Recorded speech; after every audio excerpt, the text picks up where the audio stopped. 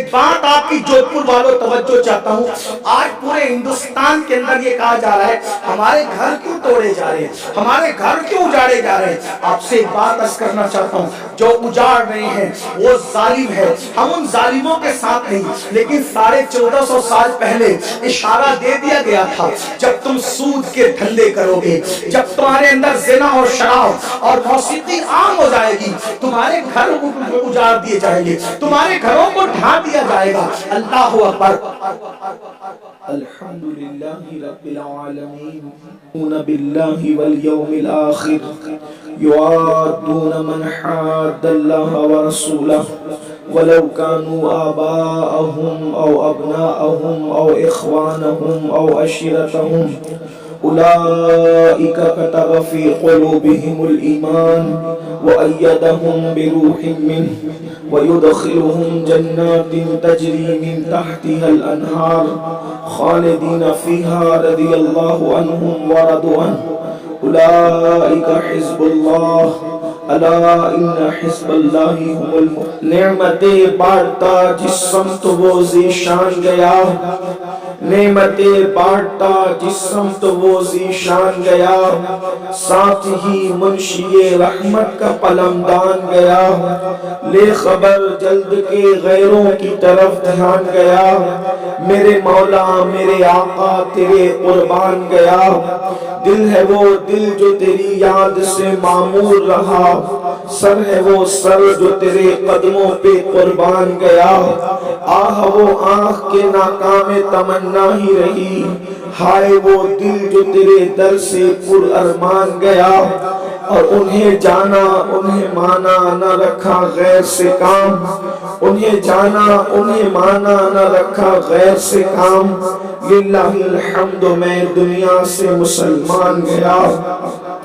آج کی یہ محفل جیسا کہ مجھے پوسٹرز کے ذریعے سے پتا چلا ہے کہ یہ محفل کا عنوان عشق و محبت کانفرنس کے حوالے سے ہے، اور ابھی برادر طریقت حضرت مولانا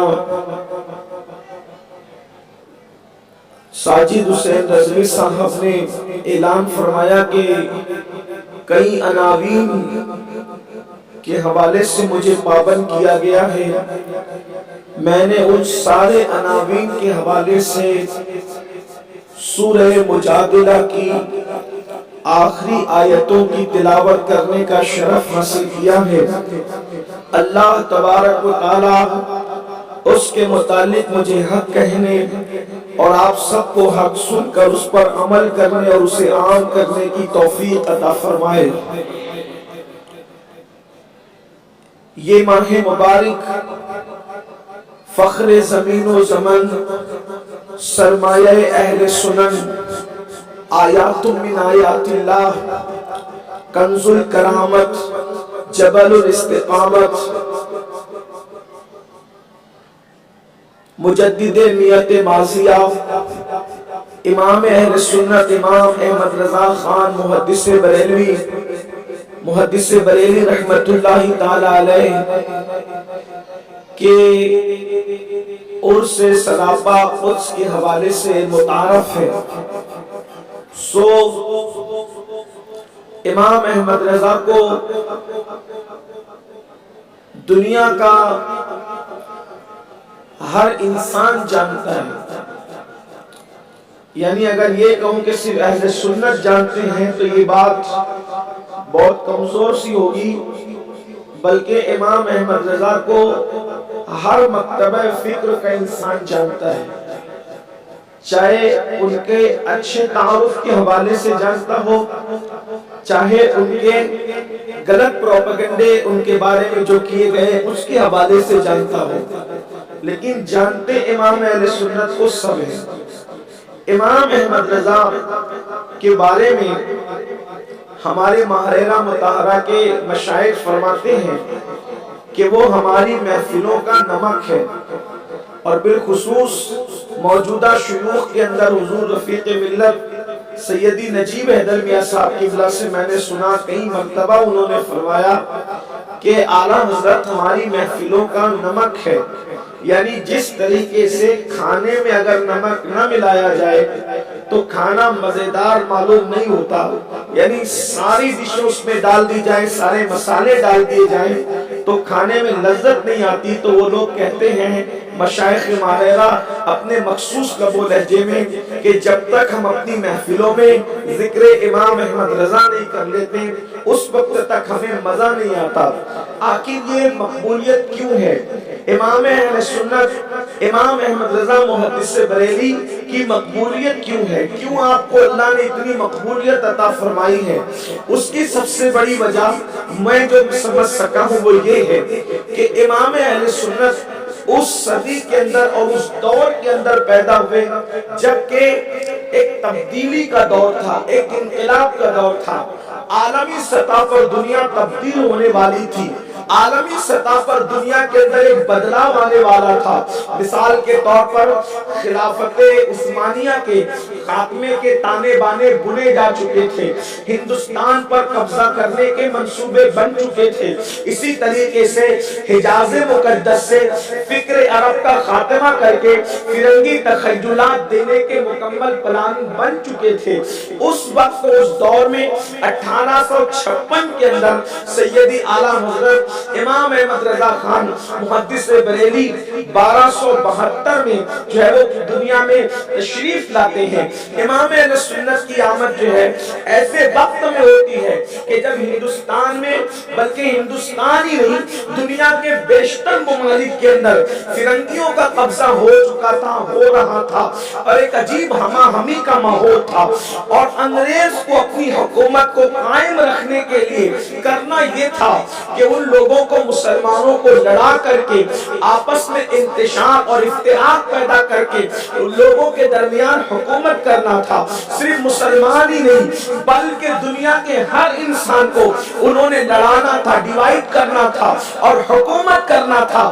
ایسے وقت کے اندر تحریکیں چلتی ہے اور کئی تحریکیں کھڑی کی جاتی ہے، اس میں سب سے بدترین تحریک جو کھڑی کی گئی ہے وہ یہ تھی، اگر سارے فتنوں کی ایک جملے کے اندر جو ہے وہ اس کا خلاصہ بیان کیا جائے تو یہ کہ امام اہل سنت کے دور میں شک کی تحریک چلائی گئی، یعنی کہ اللہ کے بارے میں شک پیدا کر دو، رسول اللہ کے بارے میں شک پیدا کر دو، بزرگان دین کے بارے میں شک پیدا کر دو، اصحاب رسول کے بارے میں شک پیدا کر دو، انبیاء کے بارے میں شک پیدا کر دو۔ یاد رکھنا شک کا دوسرا نام منافقت ہے اور یقین کا دوسرا نام ایمان ہے، تو لوگ جو ہے وہ شک پیدا کرنا چاہتے تھے۔ اللہ اکبر، شک اتنی بدترین چیز ہے، اگر دوست اور دوست میں شک پیدا ہو جائے تو دوستی خطرے میں پڑ جاتی ہے، میاں بیوی میں شک پیدا ہو جائے تو ازدواجی زندگی جو ہے بالکل اجاڑ ہو جاتی ہے، باپ بیٹے میں شک پیدا ہو جائے تو محبتیں روٹ جاتی ہے، گھر کی بہاریں ختم ہو جاتی ہے۔ اللہ اکبر، جب دوست اور دوست میں شک پیدا ہو جائے تو دوستی قائم نہیں رہ سکتی، میاں بیوی میں شک پیدا ہو جائے ازدواجی زندگی اجیرن بن جاتی ہے، اسی طریقے سے باپ بیٹے میں شک پیدا ہو جائے گھر کی بہاریں اجڑ جاتی ہے۔ لوگ شک پیدا کر رہے تھے اللہ اور بندے کے درمیان، لوگ شک پیدا کر رہے تھے رسول اور امتی کے درمیان، لوگ شک پیدا کر رہے تھے اولیاء اور ان کے ماننے والوں کے درمیان۔ اللہ اکبر، آپ کہیں گے اللہ کے بارے میں کیا شک ہو رہا تھا؟ یاد رکھنا اللہ اکبر، 14 صدیوں کے اندر اتنی گندی گالی اللہ کو کسی کلمہ پڑھنے والے نے نہیں دی جو 14ویں صدی کے اندر دی گئی، یہ کہہ کے کہ اللہ جھوٹ بول سکتا ہے بلکہ وہ جھوٹ بول چکا ہے، یہ بات کہی گئی۔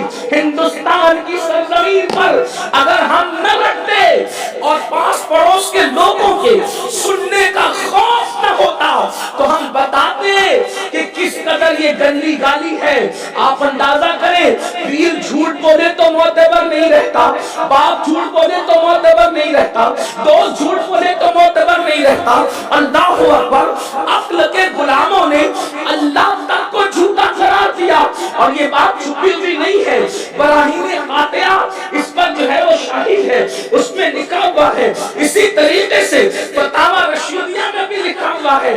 اللہ اکبر، میں یہ بات آپ کے سامنے میرا عنوان یہ نہیں ہے کہ اس نے کیا لکھا، لیکن آپ کو بالخصوص جوانوں کو پتہ ہونا چاہیے یہ جو میں کتابوں کے نام لے کر کے جا رہا ہوں، اللہ اکبر، اگر میں یہاں موجود نہ رہا تو یہاں ہمارے علماء موجود ہیں اور یہ ذمہ داری لیں گے کہ جو عبارتوں کی طرف میں اشارہ کر رہا ہوں یہ وہ عبارتیں ان کتابوں کے اندر بتائیں گے، اور اگر کوئی ذمہ داری نہیں لے سکتا تو میں خود اپنی گفتگو کا ذمہ دار ہوں۔ جودھ پور والوں، اگر میں نے نہ بتائی یہ بات، اللہ اکبر، کہ اللہ رب العزت کو یہ گالی کس نے دی؟ ان لوگوں نے دی جن لوگوں کے ساتھ علماء کا ٹائٹل جڑا ہوا تھا، ان لوگوں کے ساتھ جن کے نام کے ساتھ کلمے کا ٹائٹل جڑا ہوا تھا۔ یہ 14ویں صدی کا بدترین فتنہ ہے شک پیدا کرنے کا۔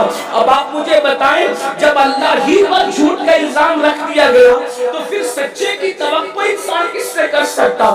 اللہ اکبر، یہ اللہ پر تبرہ تھا۔ اور بھی باتیں ہیں، میں اس کو چونکہ مجھے کئی عناوین پر گفتگو کرنا ہے، ویسے اگر امام اہل سنت کا عنوان تھا تو یہ عنوان ہی بہت طویل ہے، لیکن بہرحال وقت اور تقاضے کی وجہ سے اور بھی عناوین کے حوالے سے مجھے پابند کیا گیا ہے، لیکن میں اہل جودھ پور کے غنجور جوانوں کی توجہ چاہتا ہوں۔ لوگ یہ بھی کہتے ہیں، یہ مولوی لوگ اختلافات کی بات کرتے ہیں، میں صرف آج آپ سے عدل اور انصاف کا طالب ہوں۔ کوئی بھی سن رہا ہو، ہمارا موافق ہو یا مخالف ہو، کوئی بھی بھائی سن رہا ہو، اس کی توجہ چاہتا ہوں یہ سوچ کر اپنی قبر کا خیال کرنا میرے بھائی، اللہ کی عدالت میں کھڑے رہنے کا خیال کرنا میرے بھائی، اور پھر سوچنا کہ امام احمد رضا اور ان کی فکر کو جو لوگ دنیا میں عام کر رہے ہیں وہ لوگ آپ کے حوالے سے ہمدرد ہیں یا پھر آپ پر وہ ظلم کر رہے ہیں، یہ آپ کو خود سوچنا ہوگا۔ اللہ نے عقل دی ہے، اللہ نے شعور دیا ہے، اللہ نے سوچنے سمجھنے کی صلاحیت دی ہے۔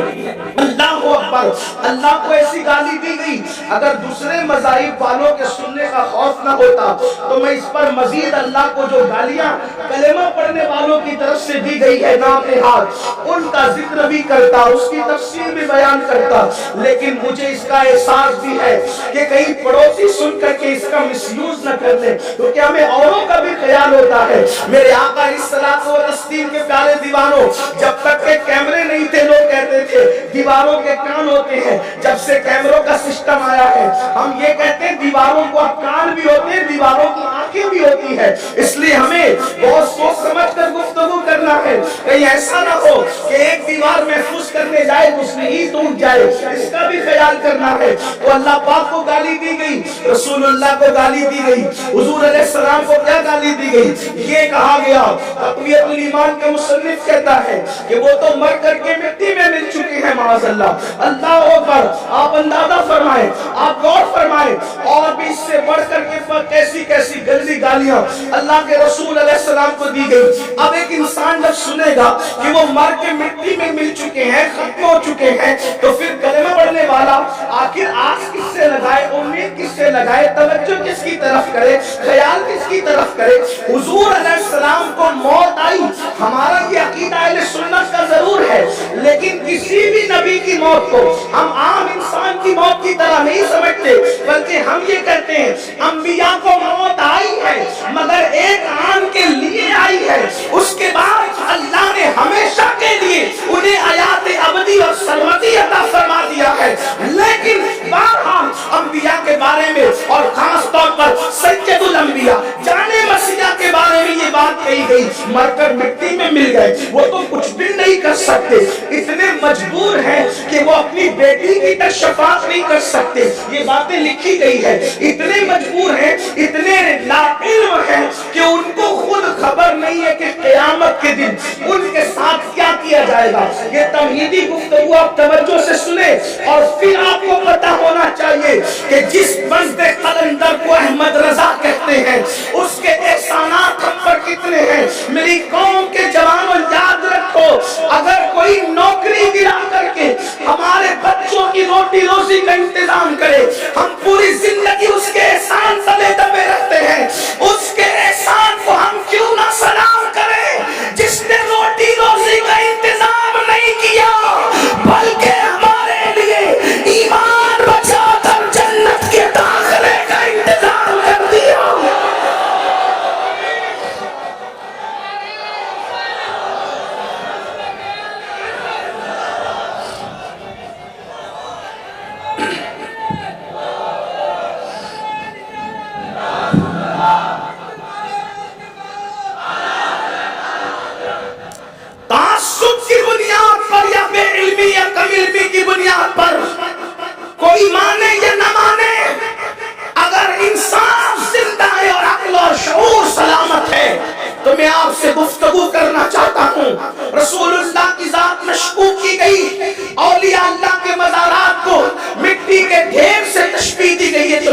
کا ڈھیر ہے۔ اسی طریقے سے اولیاء اللہ کا مذاق اڑایا گیا، صحابہ کرام کو گالیاں دی گئی، اہل البیت کو گالیاں دی گئی۔ ایسے ماحول میں ایک جملے میں وہ فتنے کا بالکل اجمالی جائزہ یہ کہ شک پیدا کیا گیا۔ جس دور میں شک پیدا کر کے لوگوں کو اللہ اور اس کے رسول سے دور کیا جا رہا تھا، اس وقت اللہ رب العزت نے 1856 میں امام احمد رضا کو اپنے نبی کا معجزہ بنا کر، غوث اعظم کی کرامت بنا کر اور اپنی نشانیوں میں سے ایک نشانی بنا کر دنیا کے اندر بحیثیت مجدد جلوگر فرمایا۔ آپ دنیا میں تشریف لائے اور جب شک پیدا کیا جا رہا تھا، امام احمد رضا نے ایک دعوت دی جس کو دعوت یقین کہتے ہیں۔ لوگوں نے ایک عبارت میں اللہ کے جھوٹ بولنے کو ممکن کہا۔ میرے امام نے کئی کتابیں لکھی اور سبحان الصفور لکھ کر کے ان کے فتنے کو دھول چٹایا اور قرآن کی آیت سے استدلال فرمایا۔ او جھوٹے مکاتب فکر والو، وہ تمہارا کوئی ہوگا جو جھوٹ بول سکتا ہے، ہمارا تو اللہ وہ ہے۔ قرآن کہتا ہے قل صدق اللہ، محبوب کہہ دو کہ اللہ سچا ہے۔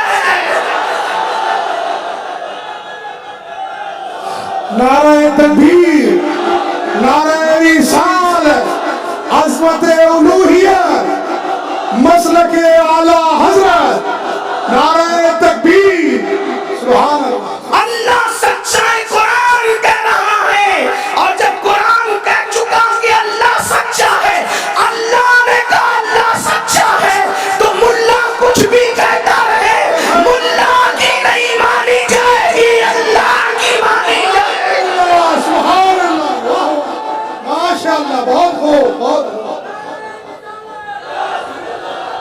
آپ نے اللہ رب العزت کی توحید کا دفاع کیا، اور توحید کا دفاع کرنے کے بعد پھر رسالت مآب صلی اللہ علیہ وآلہ وسلم کے حوالے سے جب باتیں کہی گئی کہ معاذ اللہ وہ تو مر کے مٹی میں مل چکے ہیں، تو پھر میرے امام نے اللہ اکبر احادیث کے حوالے سے کیسے یقین کی باتیں لوگوں کو بتائی۔ وہ کہتے ہیں ہم نبی کو یوں ہی زندہ کہہ دیں، ہماری عقیدتوں کو گوارا نہیں، ہم تو دو دو قسمیں کھا کے کہیں گے تو زندہ ہے واللہ، تو زندہ ہے واللہ، واللہ کہتے ہیں اللہ کی قسم تو زندہ ہے واللہ، تو زندہ ہے واللہ۔ میری چشم عالم سے چھپ جانے والے لوگوں نے کہا اچھا جب نبی کو زندہ مانتے ہو تو اس کا مطلب تمہارا عقیدہ یہ نہیں ہے کہ نبی کو موت آئی۔ تو وہ فلسفہ بھی کتنے خوبصورت انداز میں بیان کیا، کہتے ہیں موت تو آئی مگر کس شان سے آئی؟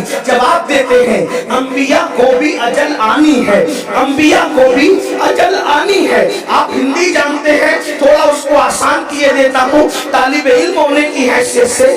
اجل کہتے ہیں موت کو، انبیاء کو بھی اجل آنی ہے۔ آنی کا مطلب آنا، آنا کہتے ہیں آنا، کم آنا، یہ ہے آنی۔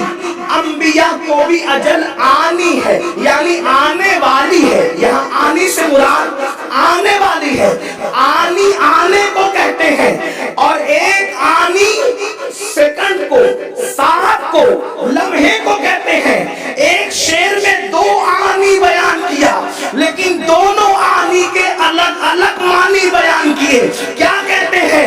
انبیاء کو بھی اجل آنی ہے مگر ایسی کہ فقط آنی ہے، پھر وہی موت کے بعد ان کی حیات مثل سابق وہی جسمانی ہے۔ اس کی ازواج کو جائز ہے نکاح، اس کا ترکہ بٹے جو پھانی ہے۔ فرماتے ہیں ارے نبی کی حیات کا انکار کرنے والوں، یہ بات تو تم بھی مانتے ہو ہماری طرح کہ نبی کے وصال کے بعد ان کی بیویوں کو بیوہ نہیں کہہ سکتے، ان کی بیویاں پھر کسی اور کے ساتھ نکاح نہیں کر سکتی۔ دیکھو مولانا مر جائے، ان کی بیوی عدت گزار کر کے دوسرا نکاح کر سکتی سکتی ہے، شہید مر جائے اس کی بیوی عدت گزار کر اور نکاح کر سکتی ہے، اور شہیدوں کی بیویوں نے کیا نکاح۔ حضرت جعفر طیار کی شہادت ہوئی تو حضرت اسماء بنت امیس نے عدت گزار کر سیدنا صدیق اکبر کے ساتھ نکاح کیا، اور جب صدیق اکبر کا وصال ہو گیا،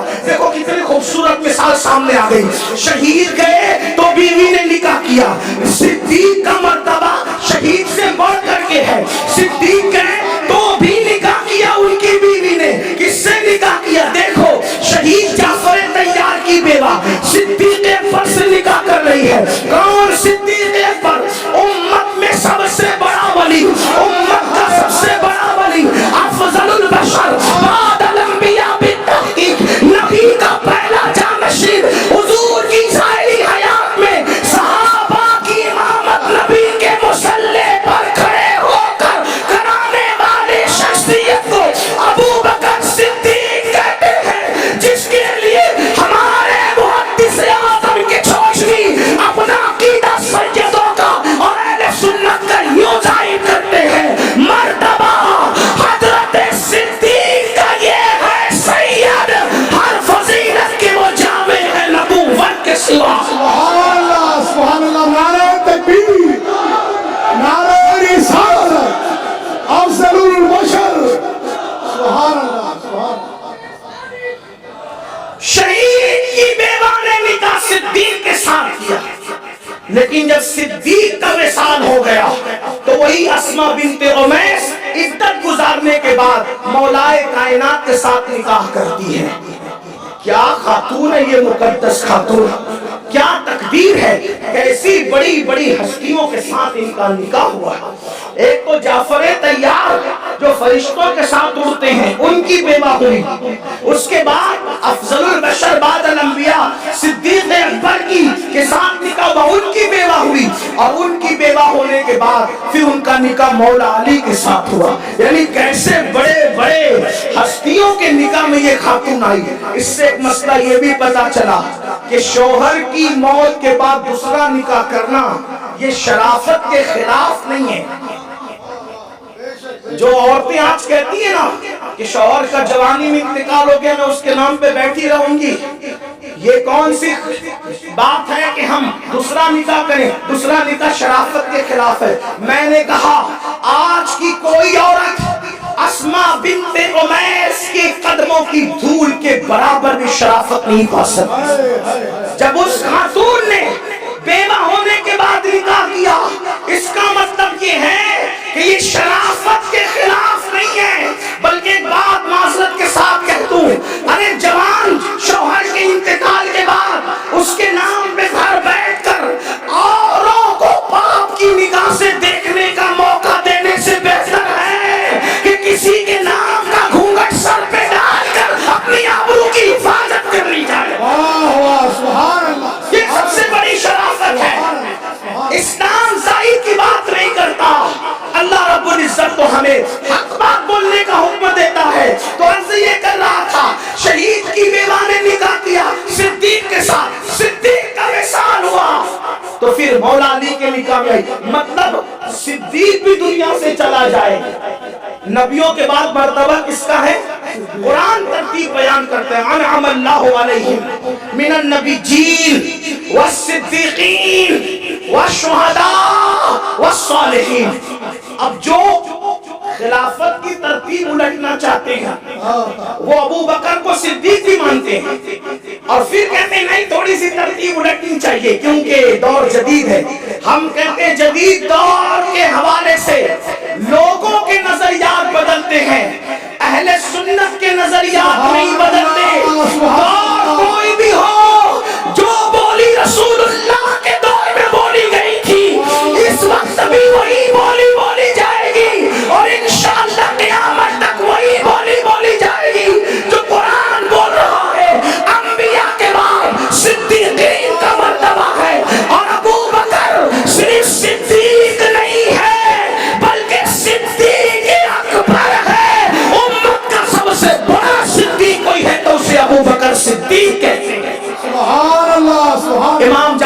صادق نے ان کو صدیق کہا۔ تو عرض یہ کر رہا تھا، میرے امام کیا بیان کر رہے ہیں؟ کہتے ہیں تم بھی یہ بات کرتے ہو نا کہ نبی کی بیویاں ان کے وصال کے بعد دوسرا نکاح نہیں کر سکتی۔ تو کیوں نہیں کر سکتی؟ شوہر مر گیا تو دوسرے نکاح کی اجازت ہونی چاہیے۔ بولو بھائی بات سمجھ میں آتی ہے کہ نہیں آتی؟ ہونی چاہیے، لیکن سب کی عورتوں کو اجازت ہے۔ شہید کی عورت کو بیوہ کو اجازت ہے، صدیق کی بیوہ کو اجازت ہے، عالم کی بیوہ کو اجازت ہے، ولی کی بیوہ کو اجازت ہے، لیکن نبی کا اگر پردہ فرما جائیں تو نبی کی بیوی بیوہ نہیں کہلاتی بلکہ بیوی ہی کہلاتی ہے، اور وہ نکاح دوسرا نہیں کر سکتی۔ تو کیوں نہیں کر سکتی؟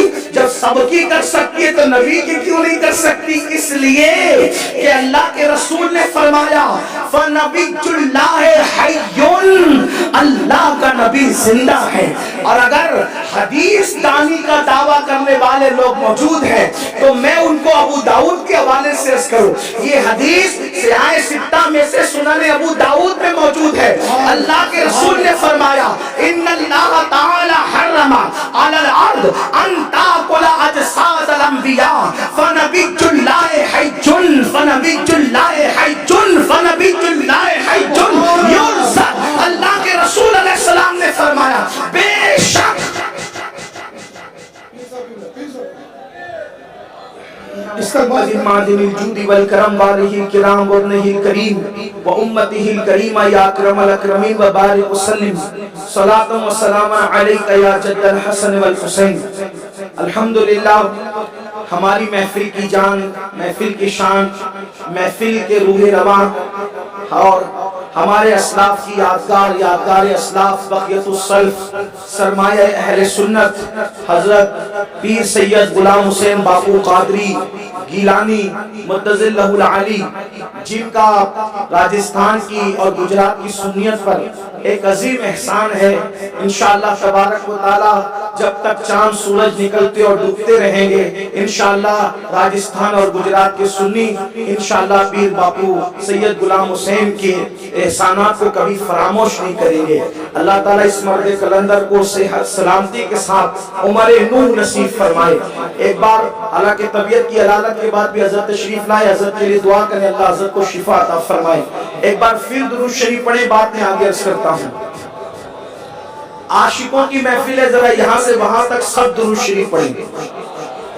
اللہ رب محمد صلی اللہ علیہ وسلم نحن عباد محمد صلی اللہ علیہ وسلم صلاۃ و سلام علیک یا جد الحسن والحسین۔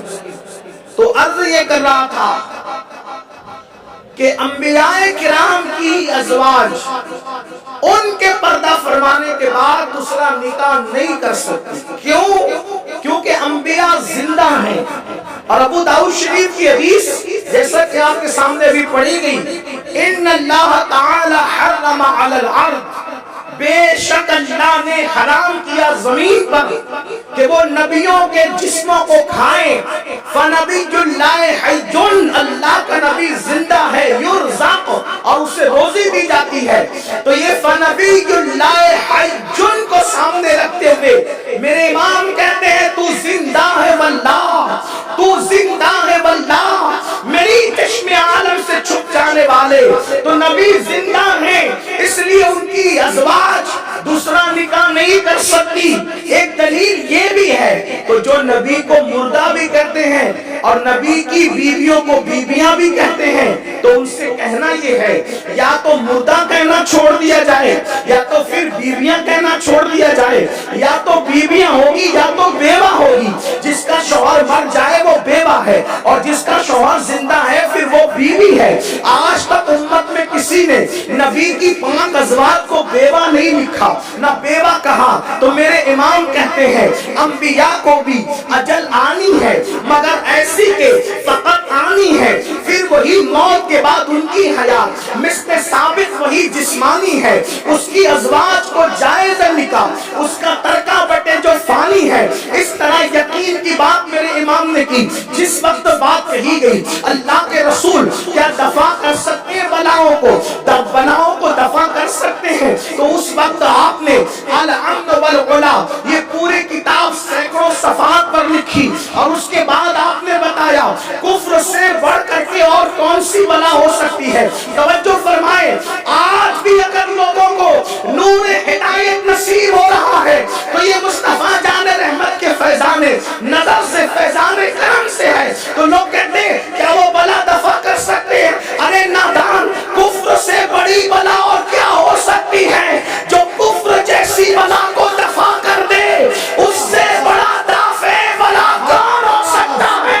اللہ اکبر۔ اس طرح سے یقین کی بات کی، اور امام اہل سنت کا ایک خاص وصف ہے، وہ عالم ہے، محدث ہے، فقیہ ہے، امیر المومنین فی الحدیث ہے، اپنے وقت کے ابو حنیفہ ثانی ہے۔ ان کا حال یہ ہے، ڈاکٹر اقبال نے ان کے فتاوی رضویہ کے خطبے کو پڑھا، تو فتاوی رضویہ کے خطبے کو پڑھنے کے بعد انہوں نے کہا کہ میں مولانا احمد رضا کے بارے میں یہ کہتا ہوں، اگر وہ امام اعظم کے دور میں ہوتے تو امام اعظم اپنے اولین صف کے شاگردوں میں ان کو جگہ عطا فرماتے۔ آپ اندازہ کریں، لاہور کی سرزمین پر وہ عظیم دنیا کا مفکر جس نے جرمنی کی خاک چھانا، وہ یہ بات کرتا ہے۔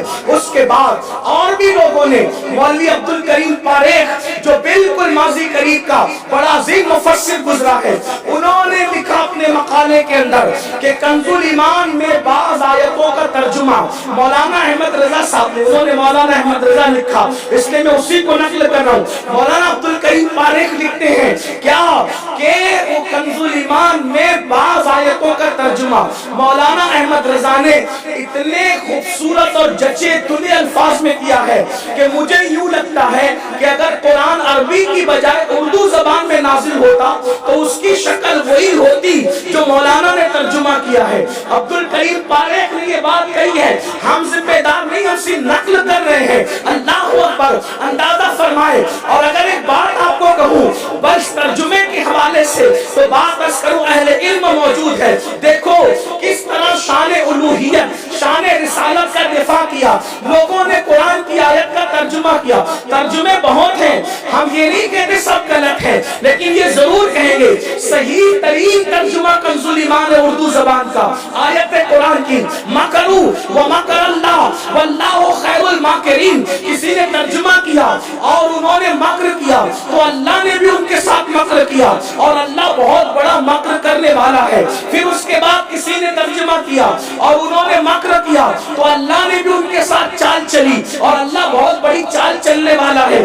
اللہ کو چال باز لکھا، اللہ کو مکر کرنے والا لکھا، لیکن جب امام احمد رضا کی باری آئی تو میرے امام نے اسی آیت کا ترجمہ کس طرح کیا؟ فرماتے ہیں اللہ اکبر، اور انہوں نے مکر کیا اور کافروں نے مکر کیا تو اللہ نے ان کے ساتھ خفیہ تدبیر فرمائی، اور اللہ خفیہ تدبیر فرمانے والا ہے۔ اندازہ فرمائے کیا خوبصورت انداز ہے ترجمے کا۔ جو اردو جانتے علم رکھتے انہیں پتا ہے کہ مکر اور خفیہ تدبیر ان دونوں کے درمیان فرق کیا ہے۔ یہ امام احمد رضا ہے تو وہ عظیم محدث بھی ہیں، مفسر بھی ہیں، عالم بھی ہیں، محدث بھی ہیں، شاعر بھی ہیں، لیکن ان کا سب سے بڑا وصف یہ ہے کہ وہ اپنے زمانے کے بہت بڑے عاشق رسول ہیں۔ انہوں نے محبت رسول کا وہ عظیم سودا، اللہ اکبر، جو ان کے سینے میں اللہ اللہ پھوٹتا تھا، اور عشق رسول کی شمع جو ان کے دل میں روشن تھی، انہوں نے ہر دل میں اس شمع کو جلانے کی کوشش کی۔ اللہ اکبر، وہ واہ کہتے تو بھی کسی اور کے نام پہ نہیں کہتے، وہ آہ کہتے تو بھی کسی اور کے نام پہ نہیں کہتے۔ آپ نے سنا ہوگا کوئی بات اچھی لگے یا آدمی خوش ہو تو خوشی میں واہ واہ کرتا ہے اور غم میں آہ آہ کرتا ہے۔ کیا گنجور تھا وہ عشق رسول کے حوالے سے جسے احمد رضا کہتے ہیں، وہ واہ واہ بھی کرتا خوشی میں تو کسی اور کے نام پر نہیں، جب خوش ہو کے واہ کرتا تو بھی جس کے صدقے میں خوشی ملی ہے وہی گنبد خضرا کا مکی یاد آتا، اور وہ واہ بھی کرتا تو یوں کہتا ہے واہ کیا جود و کرم ہے شہ بدغا تیرا، نہیں سنتا ہی نہیں مانگنے والا تیرا۔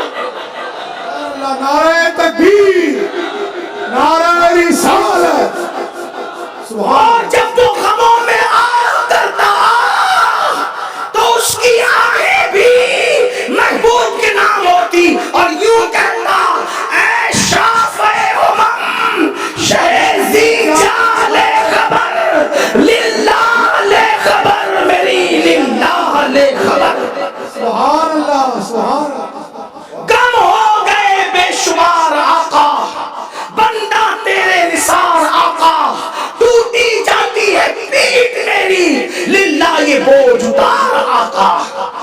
وہ آہیں کرے تو بھی نبی کے نام پہ، وہ واہ کرے تو بھی نبی کے نام پہ، گھر میں میت ہو جائے میت تو بھی وہ مرثیہ نہ لکھے، بھائی کی موت پر بھی قلم اٹھائے تو مرثیہ لکھنے کی بجائے نبی کی نعت ہی لکھے۔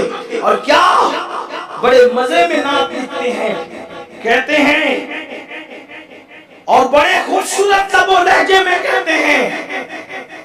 کہتے ہیں کہ آنکھیں رو رو کے سجانے والے، جانے والے نہیں آنے والے، وہی دھوم ان کی ہے ماشاءاللہ، مٹ گئے آپ مٹانے والے، حسن تیرا سا نہ دیکھا نہ سنا، کہتے ہیں اگلے زمانے والے، جگمگا اٹھی میری گور کی خاک تیرے قربان چمکنے والے، اور مکتے میں کہتے کیوں رضا آج گلی سونی ہے، اٹھ میرے دھوم مچانے والے۔ سبحان اللہ، گھر کی میت پر بھی نبی یاد آتے ہیں، شادیوں کے موقع میں بھی نبی یاد آتے ہیں۔ حد تو یہ ہے وہ ایسا کشتہ عشق رسول تھا کہ لوگ کعبہ دیکھتے ہیں تو کعبہ دیکھ کر لوگوں کو خلیل اللہ اور ذبیح اللہ کی محنتیں یاد آتی ہے، مگر کیا وہ فنا فی رسول تھا، اس کی نگاہ کعبے پہ پڑتی ہے تو اپنا محبوب ہی یاد آیا، اور محبوب کے پردے میں پھر ان کی محنتیں یاد آئی۔ کہتے ہیں ہوتے کہاں خلیل و بنا کعبہ و منا، لولاک والے صاحبی سب تیرے گھر کی ہے۔ اور وہ جب مسلک بیان کرتا ہے تو اپنے سودا گران محلے کا مسلک نہیں بیان کرتا کہ میرے مولانا نے یہ کہا اور میرے فلاں نے یہ کہا، جب وہ مسلک بیان کرتا ہے تو بھی مسلک صحابہ سے بیان کرتا ہے، اور کس شان سے اہل بیت کو بھی نہیں چھوڑتا اور صحابہ کو بھی نہیں چھوڑتا، اہل بیت اور صحابہ کے دریا کا وہ عظیم سنگم پیش کرتا ہے۔ مسلک کیا ہے؟ مسلک یہ ہے سب کچھ رسول ہے، سب کچھ رسول ہے، سب کچھ رسول ہے، سب کچھ رسول ہے، اللہ کے بعد جو کچھ ہے وہ سب کچھ رسول ہے، بعد از خدا بزرگ تو یہ قصہ مختصر، لیکن یہ مسلک لیا کہاں سے؟ سب کچھ رسول ہے۔ کہاں نماز بعد میں، روزہ بعد میں، حج بعد میں، تلاوت بعد میں، اور جان بعد میں، اولاد بعد میں، پہلے نمبر پر کون؟ سب کچھ رسول ہے۔ کہاں سے لیا؟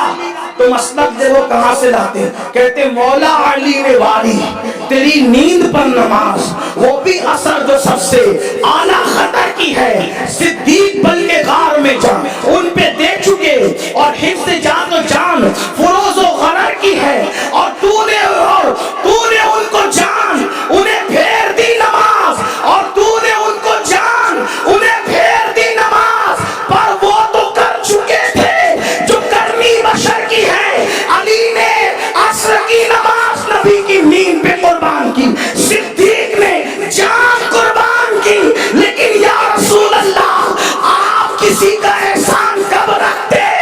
جس نے نماز قربان کی اس کی قضا ہونے نہیں دی، اس کی ادا کروا دی، جس نے جان قربان کی جان جانے نہیں دی، اس کو جان ادا کر دی، مگر امتحان میں دونوں تو کامیاب ہو گئے۔ مسئلہ کیا ہوا؟ کہتے تو نے ان کو جان انہیں پھیر دی نماز، پر وہ تو کر چکے تھے جو کرنی بشر کی ہے۔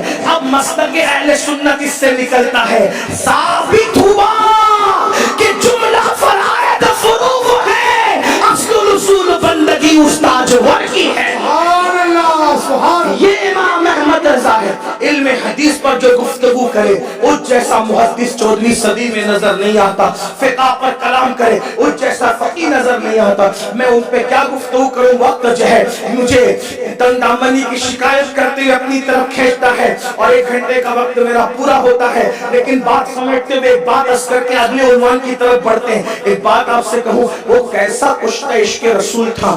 سب سے مشکل زبان فقہ کی زبان ہے، کیونکہ یہ قانون کی زبان ہے۔ یہ کیا ہے؟ قانون کی زبان مشکل زبان ہے۔ آپ بھی دیکھیں جو لوگ LLB کرتے ہیں، جو لاء پڑھتے ہیں، قانون پڑھتے ہیں، قانون میں یہ دفعہ قانون کی کتابوں میں کیا گل و بلبل کی بات لکھی ہوتی ہے؟ عشق و محبت کی بات لکھی ہوتی ہے؟ لیلا مجنوں کی بات لکھی ہوتی ہے؟ پوری بارے شریعت اٹھا کر کے پڑھ لیں، یہ ہوگا تو نماز فاسد ہو گئی، یہ ہوا تو ایسا ہوا، یہ ہوا تو ایسا ہوا۔ اسی طرح در مختار اٹھا کر دیکھ لے، رد المختار اٹھا کر دیکھ لے، عالمگیری اٹھا کر دیکھ لے، آپ جس کو بھی فقہ کی کتاب آپ اٹھا کر کے دیکھیں تو آپ کو پتا چلے گا کہ وہ بڑی خشک زبان ہے۔ لیکن 14ویں صدی کا جو مجدد ہے جسے دنیا امام عشق و محبت کہتی ہے، اس نے قانون کی زبان میں فقہ کی زمین پر بھی عشق و محبت کے پودے کی شان سے لگائے۔ جیسے مثال کے طور پر ایک سوال ہے، سوال تو ظاہر سی بات ہے کہ سوال تو قانون ہی پوچھ رہا ہے۔ سوال کیا ہے؟ سوال یہ پوچھا گیا ہے، یہ بتایا جائے کہ پانیوں میں سب سے افضل ترین پانی کون سا ہے؟ پانیوں میں سب سے افضل ترین پانی کون سا ہے؟ تو کسی نے کہا زمزم ہے، کسی نے کہا کوثر ہے، کسی نے کچھ، کسی نے کچھ، کسی نے کچھ۔ لیکن عاشق کی نظر محبوب پر رہتی ہے۔ میں یہ نہیں کہتا جنہوں نے لکھا وہ عاشق نہیں تھے، مفہوم مخالف مراد نہیں لینا چاہیے آپ کو، چونکہ عنوان آج یہ ہے تو بات یہی کی جائے گی، یہ بات آپ کو خیال رکھنا چاہیے۔ اللہ اکبر۔ تو کسی نے زمزم کا، کسی نے کوثر کا، کسی نے سلسبیل کا، کسی نے کچھ، کسی نے کچھ۔ لیکن میرے امام کی باری ہے تو امام کہتے ہیں پانیوں میں سب سے افضل ترین پانی وہ تھا جو مصطفیٰ جان رحمت کی انگلیوں سے نکلا تھا۔ زمزم تو ملنے والوں کو مل جائے گا، کوثر بھی ملنے والوں کو مل جائے گا، مگر قربان جائیں وہ کتنے خوش نصیب تھے میرے نبی کے یار جن کو نبی کی انگلیوں سے پانی کے چشمے ملے، اور جنہوں نے پیا، نہایا، وضو کیا۔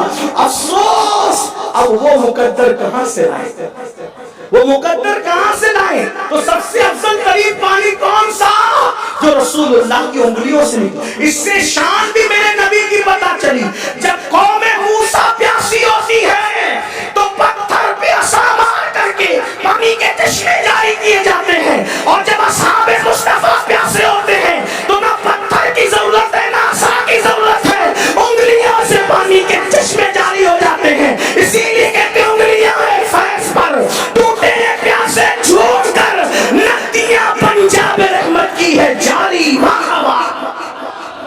یہ امام اہل سنت ہے۔ تو انہوں نے عشق کے، آج ہم اگر انگوٹھا چومے تو لوگ ہمیں کچھ کہیں نہ کہیں، یہ ضرور تانا دیتے کہ یہ لوگ بریلوی ہے نا۔ اگر ہم مدینہ منورہ کی طرف رک کر کے سلام پڑھیں تو لوگ ہمیں یہ تانا ضرور دیتے کہ یہ بریلوی ہے۔ اگر ہم مزار میں چادر لے کر کے جائیں، اگرچہ چادر لے جانے والے یہ کہہ دے کہ نہیں ہم نہیں مانتے احمد رضا کو، پھر بھی لوگ کہتے ہیں کہ تو چادر لے جا رہا ہے مگر تو ہے بریلوی۔ حالانکہ ہم اہل سنت ہیں، ہم اہل سنت ہیں، لیکن دشمن ہمیں چڑھانے کے لیے کہتا ہے۔ لیکن اگر وہ چڑھانے کے لیے کہتا ہے تو ہم اس پر چڑھتے نہیں ہیں، اس لیے کہ چڑ اس بات پر آتی ہے جس میں عیب ہوتا ہے، جس میں عیب ہوتا ہے۔ لیکن حالانکہ ہم صرف اہل سنت ہے، ہماری پہچان پوری دنیا میں اہل سنت ہے، اور الحمدللہ ہم اپنے آپ کو اولین سنی ہی کہتے ہیں۔ جب حضور تاج الشریعہ بدر الطریقہ علامہ اختر رضا خان صاحب قبلہ ازہری میاں کو، جو اپنے دور کے فقیر المثال تھے، ان کو جب ایک ملک کی حکومت نے پکڑا اور پکڑ کر کہا کہ تم بریلوی ہو، تو آپ نے فرمایا بریلوی کوئی مسلک نہیں، ہم اہل سنت و جماعت ہیں۔ آپ نے یہ فرمایا، آپ کا پورا وہ رودات چھپی ہوئی ہے، آپ نے فرمایا۔ لیکن بارہ لوگ ہمیں چڑھانے کے لیے کہتے ہیں، ان کا اپنا مزاج ہے، مگر ہم اس پر چڑھتے نہیں، ہم کہتے چلے خوش ہو جائے، اگر آپ ہمیں بریلوی کہتے ہیں خوش ہو جائے، ہمیں کوئی چڑھ نہیں۔ کیوں؟ اس لیے کہ اگر ایک نبی کے عاشق کے شہر کی طرف ہمیں منسوب کیا جا رہا ہے تو یہ ہمارے لیے عیب کی بات نہیں، ورنہ ہماری حقیقت تو اہل سنت ہی ہے، اور ہمارا پہلا تعارف یہی کہ ہم اہل سنت۔ لیکن لوگ ہمیں کہتے تو ضرور ہے نا، کیوں؟ آخر آپ سے پوچھنا چاہتا ہوں کیوں؟ اس لیے کہ اس عاشق رسول نے عشق رسول کا مجسم بن کر اتنی محنت کی، اتنی محنت کی، اتنی محنت کی کہ آج پوری دنیا کے اندر ان کا لکھا ہوا سلام مصطفیٰ جان رحمت پہ لاکھوں سلام کم و بیش ہر مسجد سے پیش کیا جا رہا ہے۔ اللہ اکبر۔ لوگ یا نبی سلام علیہ پر چڑھتے تھے کہ ایک بار سنی سلام کیوں پڑھتا ہے؟ میرے امام نے جواب کتنا خوبصورت دیا، تو ایک سلام پہ چڑھتا ہے، ہم ایک زبان پہ لاکھوں لاکھ پیش کریں گے، مصطفیٰ جان رحمت پہ لاکھوں لاکھوں سلام، شمع بزم ہدایت پہ لاکھوں سلام۔ ایک مولوی صاحب مر گئے، وہ بار بار کہتے تھے دیکھو دیکھو دیکھو کتنے جھوٹے یہ سنی لوگ کہ ایک بار سلام پیش کرتے اور کہتے ہیں لاکھوں سلام لاکھوں سلام۔ جھوٹ ہے کہ نہیں نبی کی بارگاہ میں؟ تو ان کا مجمع کہتا تھا جھوٹ ہے جھوٹ ہے۔ ایک بار مالیگاؤں آ کے انہوں نے کہہ دیا کہ سنی جھوٹ بولتا ہے نبی کی بارگاہ میں۔ میں نے کہا اگر یہ جھوٹ ہے تو آپ سے ہم پوچھتے ہیں، ابھی تو تھوڑی دیر پہلے آپ مجمع دے کے کہہ رہے تھے کہ اللہ کا لاکھ لاکھ شکر ہے کہ اللہ نے اتنا بڑا مجمع میرے جلسے میں بھیج دیا۔ تو جب تو ایک زبان میں اللہ کا لاکھ لاکھ شکر ادا کر سکتا ہے تو ایک زبان میں میں نبی پر لاکھوں سلام کیوں نہیں پڑھ سکتا؟ سبحان اللہ سبحان اللہ۔ اور اگر لاکھوں سلام بول کے ہم جھوٹے ہیں تو ہم تو نبی کی بارگاہ میں تمہارے قول کے مطابق جھوٹ بول رہے ہیں۔ تم سے بڑا جھوٹا کون ہے مولوی صاحب؟ تم تو عالم الغیب والشہادہ کی بارگاہ میں جھوٹ بول رہے ہو۔ یہ تو الزامی جواب ہے، لیکن بات یہ ہے کہ جب لاکھ لاکھ شکر ایک زبان میں ادا ہو سکتا ہے اور اللہ کے یہاں کوئی حساب و کتاب نہیں ہے، اگر تو لاکھوں سلام کہے تو پھر تیرے لیے لاکھوں جواب بھی ہے، لاکھوں رحمتیں بھی ہے۔ اور انہوں نے جب درود لکھا تو پھر ایک دو پر کیا جو وہ اکتفا نہیں کیا بلکہ کہا کعبے کے بدرود تو جا تم پہ کروڑوں نہیں۔ اسی کو احمد رضا، میں طالب علم ہوں کوئی موقف نہیں، لیکن کروڑوں نہیں، کعبے کے بدرود تو جا تم پہ کروڑوں میں اور کروڑوں میں فرق ہے۔ کعبے کے بدرود تو جا تم پہ کروڑوں درود، طیبہ کے شمس الدہا تم پہ کروڑوں درود، شافع روز جزا تم پہ کروڑوں درود، دافع جملہ بنا تم پہ کروڑوں درود، ذات ہوئی انتخاب وصف ہوئے لاجواب نام ہوا مصطفیٰ تم پہ کروڑوں درود، خلق کے حاکم ہو تم، رزق کے قاسم ہو تم سے ملا جو ملا تم پہ کروڑوں درود، شافی و نافی ہو تم، کافی و وافی ہو تم، درد کو کر دو دوا۔ سبحان اللہ سبحان اس کو کہتے ہیں احمد رضا، درد کی کر دو دوا نہیں، درد کی کر دو دوا نہیں۔ اگر میں لکھنؤ اور دلی میں یہ قصیدہ پڑھتا تو جیسے پہلی بار سننے والے شاعر حیران رہ گئے۔ لوگ ضرور میری بات سمجھتے کیونکہ وہاں کے لوگ اردو زیادہ سمجھتے، لیکن راجستھان والوں میں اعلیٰ حضرت کے شعر کی کوئی بے ادبی نہیں کرنا ہوں، اگر آپ اردو نہیں سمجھتے لیکن عشق کی زبان ضرور سمجھتے ہیں۔ میں یہ سودا وہاں لے کر کے بیٹھا ہوں جہاں شاق کی محفل ہے، توجہ ہے کیا کہا؟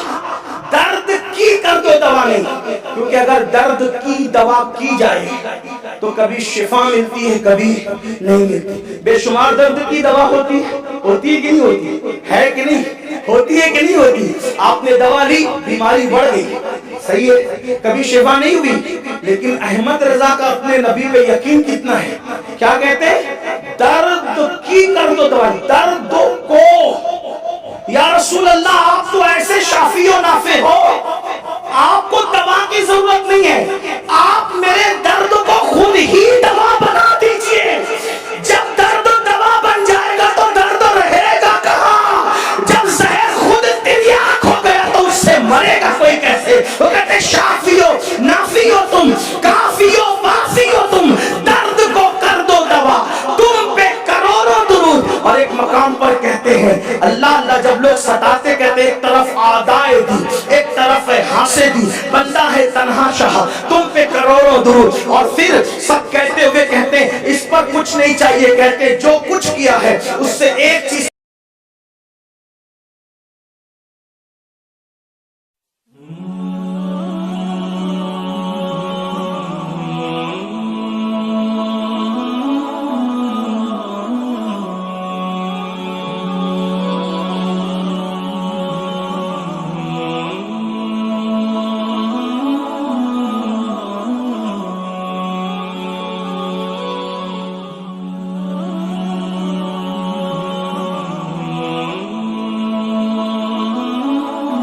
طلب کرتا ہوں، کام بولنے لیجئے تم کو جو راضی کرے، ٹھیک ہو نام رضا تم پہ کروڑوں درود. وہ اللہ اکبر. اس طرح عشق کے پودے ہمارے دلوں کی کھیتیوں میں بو گئے. عشق رسول کا چراغ ہمارے دلوں میں جلا گئے, ہمارے دلوں میں روشن کر گئے. آپ کوئی اعتراض دور حاضر کو ہو, اگر آپ اس کو ڈھونڈنا چاہتے ہیں رسائل اعلیٰ حضرت میں ڈھونڈے, فتاوی رضویہ میں ڈھونڈے, آپ کو مل جائے گا. بس ایک تو بات اور عرض کر دوں, پھر اپنی دوسرے عنوان کی طرف آتا ہوں. پھر بات یاد آ گئی. آج کل ہمارے کچھ احباب علم کی کمی کی وجہ سے سوچتے یا اللہ یہ احمد, کچھ لوگ اپنے لوگ بھی ان سے ناراض ہیں, کچھ اپنے بھی ناراض ہیں, دوسرے تو ناراض ہیں. اپنے کیوں ناراض ہیں؟ کیونکہ انہوں نے پروپیگنڈا سنا, انہوں نے اعلیٰ حضرت کو پڑھا نہیں. میں ادب کے ساتھ راجستھان والوں تم سے کہتا ہوں, ایک بار احمد رضا کو پڑھ کے دیکھو, اعلیٰ حضرت کو پڑھ کے دیکھو. جیسے کچھ لوگ یہ سمجھتے وہ خانقاہوں کے مخالف تھے, وہ خانقاہوں کے مخالف تھے, خانقاہی رسوم و رواج کے مخالف, خاص طور پہ سلسلہ چشتیہ کے مخالف تھے. میں نے کہا سلسلہ چشتیہ کی کیا مخالفت کی؟ اور کہا غریب نواز کی شان میں کچھ نہیں لکھا. میں نے کہا اگر لکھنا ہی ضروری ہے تو آپ سے پوچھنا چاہتا ہوں آپ نے کتنے بزرگوں کے بارے میں لکھا وہ بتاؤ. اگر کسی کا عشق لکھنے ہی سے ظاہر ہوتا ہے تو آپ نے کتنا لکھا؟ چلے بات چھوڑی, لیکن انہوں نے لکھا, ضرور لکھا. کیا لکھا؟ وہ کسی نے نہیں لکھا. 14ویں صدی میں جو انہوں نے لکھا, آپ فرماتے ہیں اجمیر اجمیر نہ کہا کرو. دیکھو ذرا, یہ تو خارجیوں کے نشیمن پہ بجلی گرا رہے, کہتے ہیں اجمیر اجمیر نہ کہا کرو. اگر کوئی سنی صحیح العقیدہ غفلت میں اجمیر اجمیر کہتا ہے, غفلت میں, وہ محروم ہے, محروم. اجمیر نہ کہا کرے بلکہ اجمیر شریف کہا. دیکھو کیا لکھ رہے ہیں, توجہ تو کریں, کیا لکھ رہے ہیں. غفلت میں بھی اجمیر اجمیر نہ کہو, اجمیر شریف کہو, کیونکہ وہاں نبی کا بیٹا آرام کر رہا ہے. اور اگر کوئی غریب نواز کے بغض میں اجمیر اجمیر کہتا ہے, اجمیر شریف نہیں کہتا, فرمایا وہ بد مذہب ہے. بغض غریب نواز میں اجمیر کہتا تو بد مذہب ہے. اور سنی غفلت میں گئے, کم سے کم محروم ہے. اور پھر لکھتے ہیں احسن الویا لآداب الدعاء کا جو ہے وہ اللہ اکبر, اس کی جو ہے وہ اس کا حاشیہ لکھتے ہوئے امام المتکلمین مولانا نقی علی خان کی کتاب پر حاشیہ لکھتے ہوئے لکھتے ہیں کہ ہندوستان میں ایک آستانہ ایسا ہے کہ جہاں دعا کرنے والے کو نہیں دیکھا جاتا, ہر ایک کی دعا قبول ہو جاتی ہے. وہ آستانہ سلطان الہند معین ملت والدین سرکار غریب نواز کا آستانہ ہے. یہ لکھا. اور کچھ لوگ کہتے ہیں امام اہل سنت امام احمد رضا تو قائل نہیں تھے محفل سما کے. کچھ لوگ سما پر آ کر کے پھر رکتے ہیں, وہ تو قائل نہیں تھے. ہم نے کہا ان کا رسالہ سما اٹھا کر دیکھو, جس کتاب کی انہوں نے تائید کی ہے سب سنابل شریف, اس میں سما کے آداب, اس میں سما کے آلات, اس میں سما کے معاملات لکھے ہوئے ہیں. اور اس کے بعد آپ نے بھی فرمایا اہل کے لیے جائز ہے, اہل کے لیے جائز ہے, نا اہل کے لیے جائز ہے. نمبر 2, پھر سما ویسی کی جائے جیسے بزرگان چشت کرتے, جیسے بختیار کاکی نے, محبوب الہی نے, بندہ نواز کے سدراس نے کیا, ویسی کرو. ہم عامل بھی ہیں, قائل بھی ہیں. لوگ کہتے نہیں وہ وجد کے قائل نہیں تھے. ہم نے کہا کس نے کہہ دیا؟ اور تو محفل میں وجد کی بات کرتا ہے, وہ تو ایسا ملنگ تھا کہ وہ تو پلسرات پر بھی وجد کی بات کرتا ہے. کہتے ہیں رضا پل سے اب وجد کرتے گزریے, رضا پل سے اب وجد کرتے گزریے کہ ہے رب سلم سلائے محمد. انہوں نے کیا بات کی ہے, ہم نے ان کو پڑھا نہیں. انہوں نے سائنسی علوم پر کتابیں لکھی, انہوں نے آواز پر, علم صوتیات پر کتابیں لکھی, لیکن ان کی عادت یہ تھی جہاں انہوں نے بہت ساری باتیں لکھی بدعقیدوں کے رد میں, وہیں اپنوں کی اصلاح کی بھی کچھ باتیں کی. لیکن بات یہ ہے ہم سنیوں کی عادت کیا بن گئی, میٹھا میٹھا ہپ ہپ, کڑوا کڑوا تھو تھو, با مسلمان اللہ اللہ, باب رحمن رام رام. یہ آج لوگوں کی عادت پڑ گئی ہے. کیا ہو گیا ہے معاذ اللہ, جو چیزیں اچھی لگے گی وہ لے لگے. آج چادر پہ دلیل پیش کی, چلو چڑھا دیں گے. پھول پہ دلیل پیش کی, چلو چڑھا دیں گے. اسی طرح میلاد پہ دلیل پیش کی, چلو کر کر لیں گے، میلاد النبی پر جھنڈیاں لگا لیں گے، جلوس نکال لیں گے، ساری چیزیں کرتے ہیں. لیکن جب آپ نے اصلاح معاشرہ کرتے ہوئے ارشاد فرمایا کہ میت کے موقع پر خوشی کی طرح شادی کرنا، اس کی اسلام اجازت نہیں دیتا. میت کے نام پر جو کھانا کھایا جائے، اللہ اکبر، اغنیاء جو میت کے نام پر کھانا کھاتے ہیں اس سے دل کی سیاہی کی طرف آپ نے اشارہ فرمایا. اسی طرح سے آپ نے مزید یہ باتیں فرمائی. آج کل لوگ جو اپنے مشائخ کو، پیروں کو سجدہ کرتے ہیں، اللہ کے سوا کسی کو سجدہ کرنے کی اجازت نہیں ہے. جب یہ باتیں آتی ہے پھر لوگوں کو تکلیف ہوتی ہے. لوگوں کو تکلیف کیوں ہوتی؟ کہا کہ نہیں اب یہ بات تو نہیں ہے، ہم تو نہیں مانیں گے. ہم نے کہا مشائخ چشت کا حوالہ دے کر کے لوگ یہ بات کرتے ہیں کہ ان کے یہاں تو سجدہ ہوتا تھا. ہم نے کہا اللہ کی عزت کی قسم، ہمارے مشائخ چشت جتنا شریعت کے پابند تھے اتنا کون پابند ہو سکتا آج کے دور میں؟ وہاں زمین بوسی ہوتی تھی، سجدہ نہیں ہوتا تھا. اور زمین بوسی اور سجدے میں فرق ہے. ایک بات بتاؤں، ان کے بیٹے نے یہ بات فرمائی ہے. ان کے شہزادے، دوسرے جانشین ان کے حضور مفتی اعظم ہمارے دادا مرشد کہتے ہیں، کہتے سنگے درے جانا پر کرتا ہوں جبھی سائی، سجدہ نہ سمجھ نجدی سب دیتا ہوں نذرانہ. وہ جبھی سائی کرنا، زمین بوسی کرنا الگ بات ہے، قدم بوسی کرنا الگ بات ہے، اور سجدہ کرنا الگ بات ہے. جب رسول اللہ کو سجدہ کرنے کی اجازت نہیں ہے تو پھر کس کو سجدہ کرنے کی اجازت ہو سکتی ہے؟ انہوں نے اب الزبدۃ الزکیہ یہ کتاب سجدہ تعظیمی کی حرمت میں لکھ کر امت پر عظیم احسان کیا. اہل سنت و جماعت کا انہوں نے عظیم دفاع فرمایا کہ ہم پہ جو الزام لگایا جاتا ہے ہم قبروں کو سجدہ کرتے ہیں، پیروں کو سجدہ کرتے ہیں، یہ الزام ہے. ہمارے یہاں اللہ کے سوا کسی کو سجدہ کرنے کی اجازت نہیں. واللہ جب ہم اپنے نبی کو سجدہ کرنا جائز نہیں سمجھتے، وہ کہتے پیشے نظر وہ نو بہار، سجدے کو دل ہے بے قرار، روکیے سر کو روکیے. ہاں یہی امتحان ہے.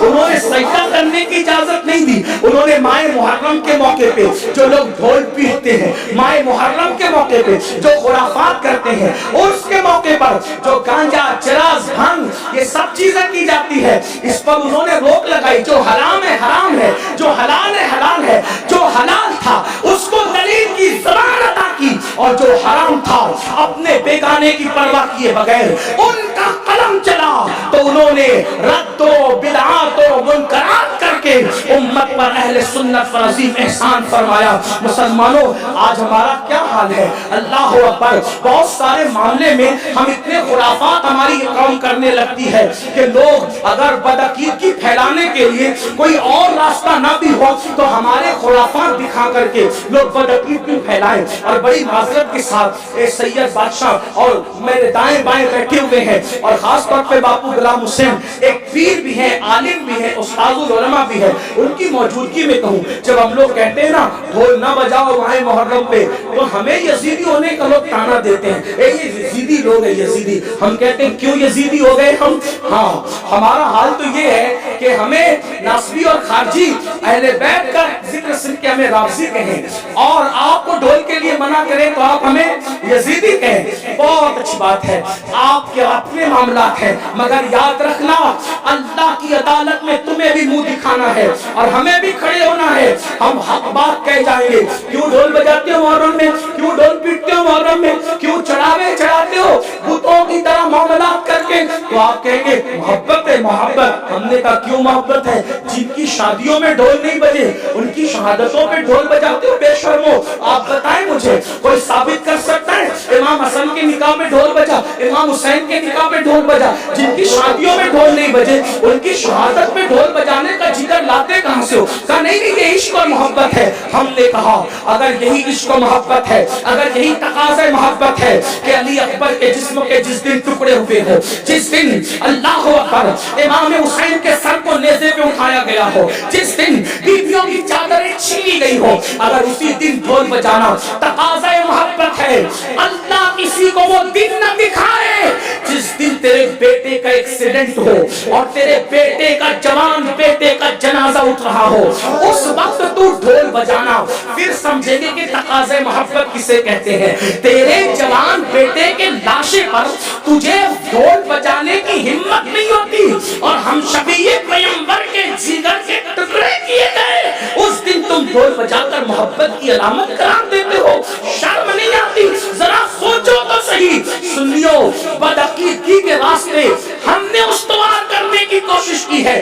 امام احمد رضا کی شان یہ ہے، انہوں نے اہل سنت کو بھی اصلاحی نظریہ پیش فرمایا اور بدعقیدوں کو بھی لگام عطا کی۔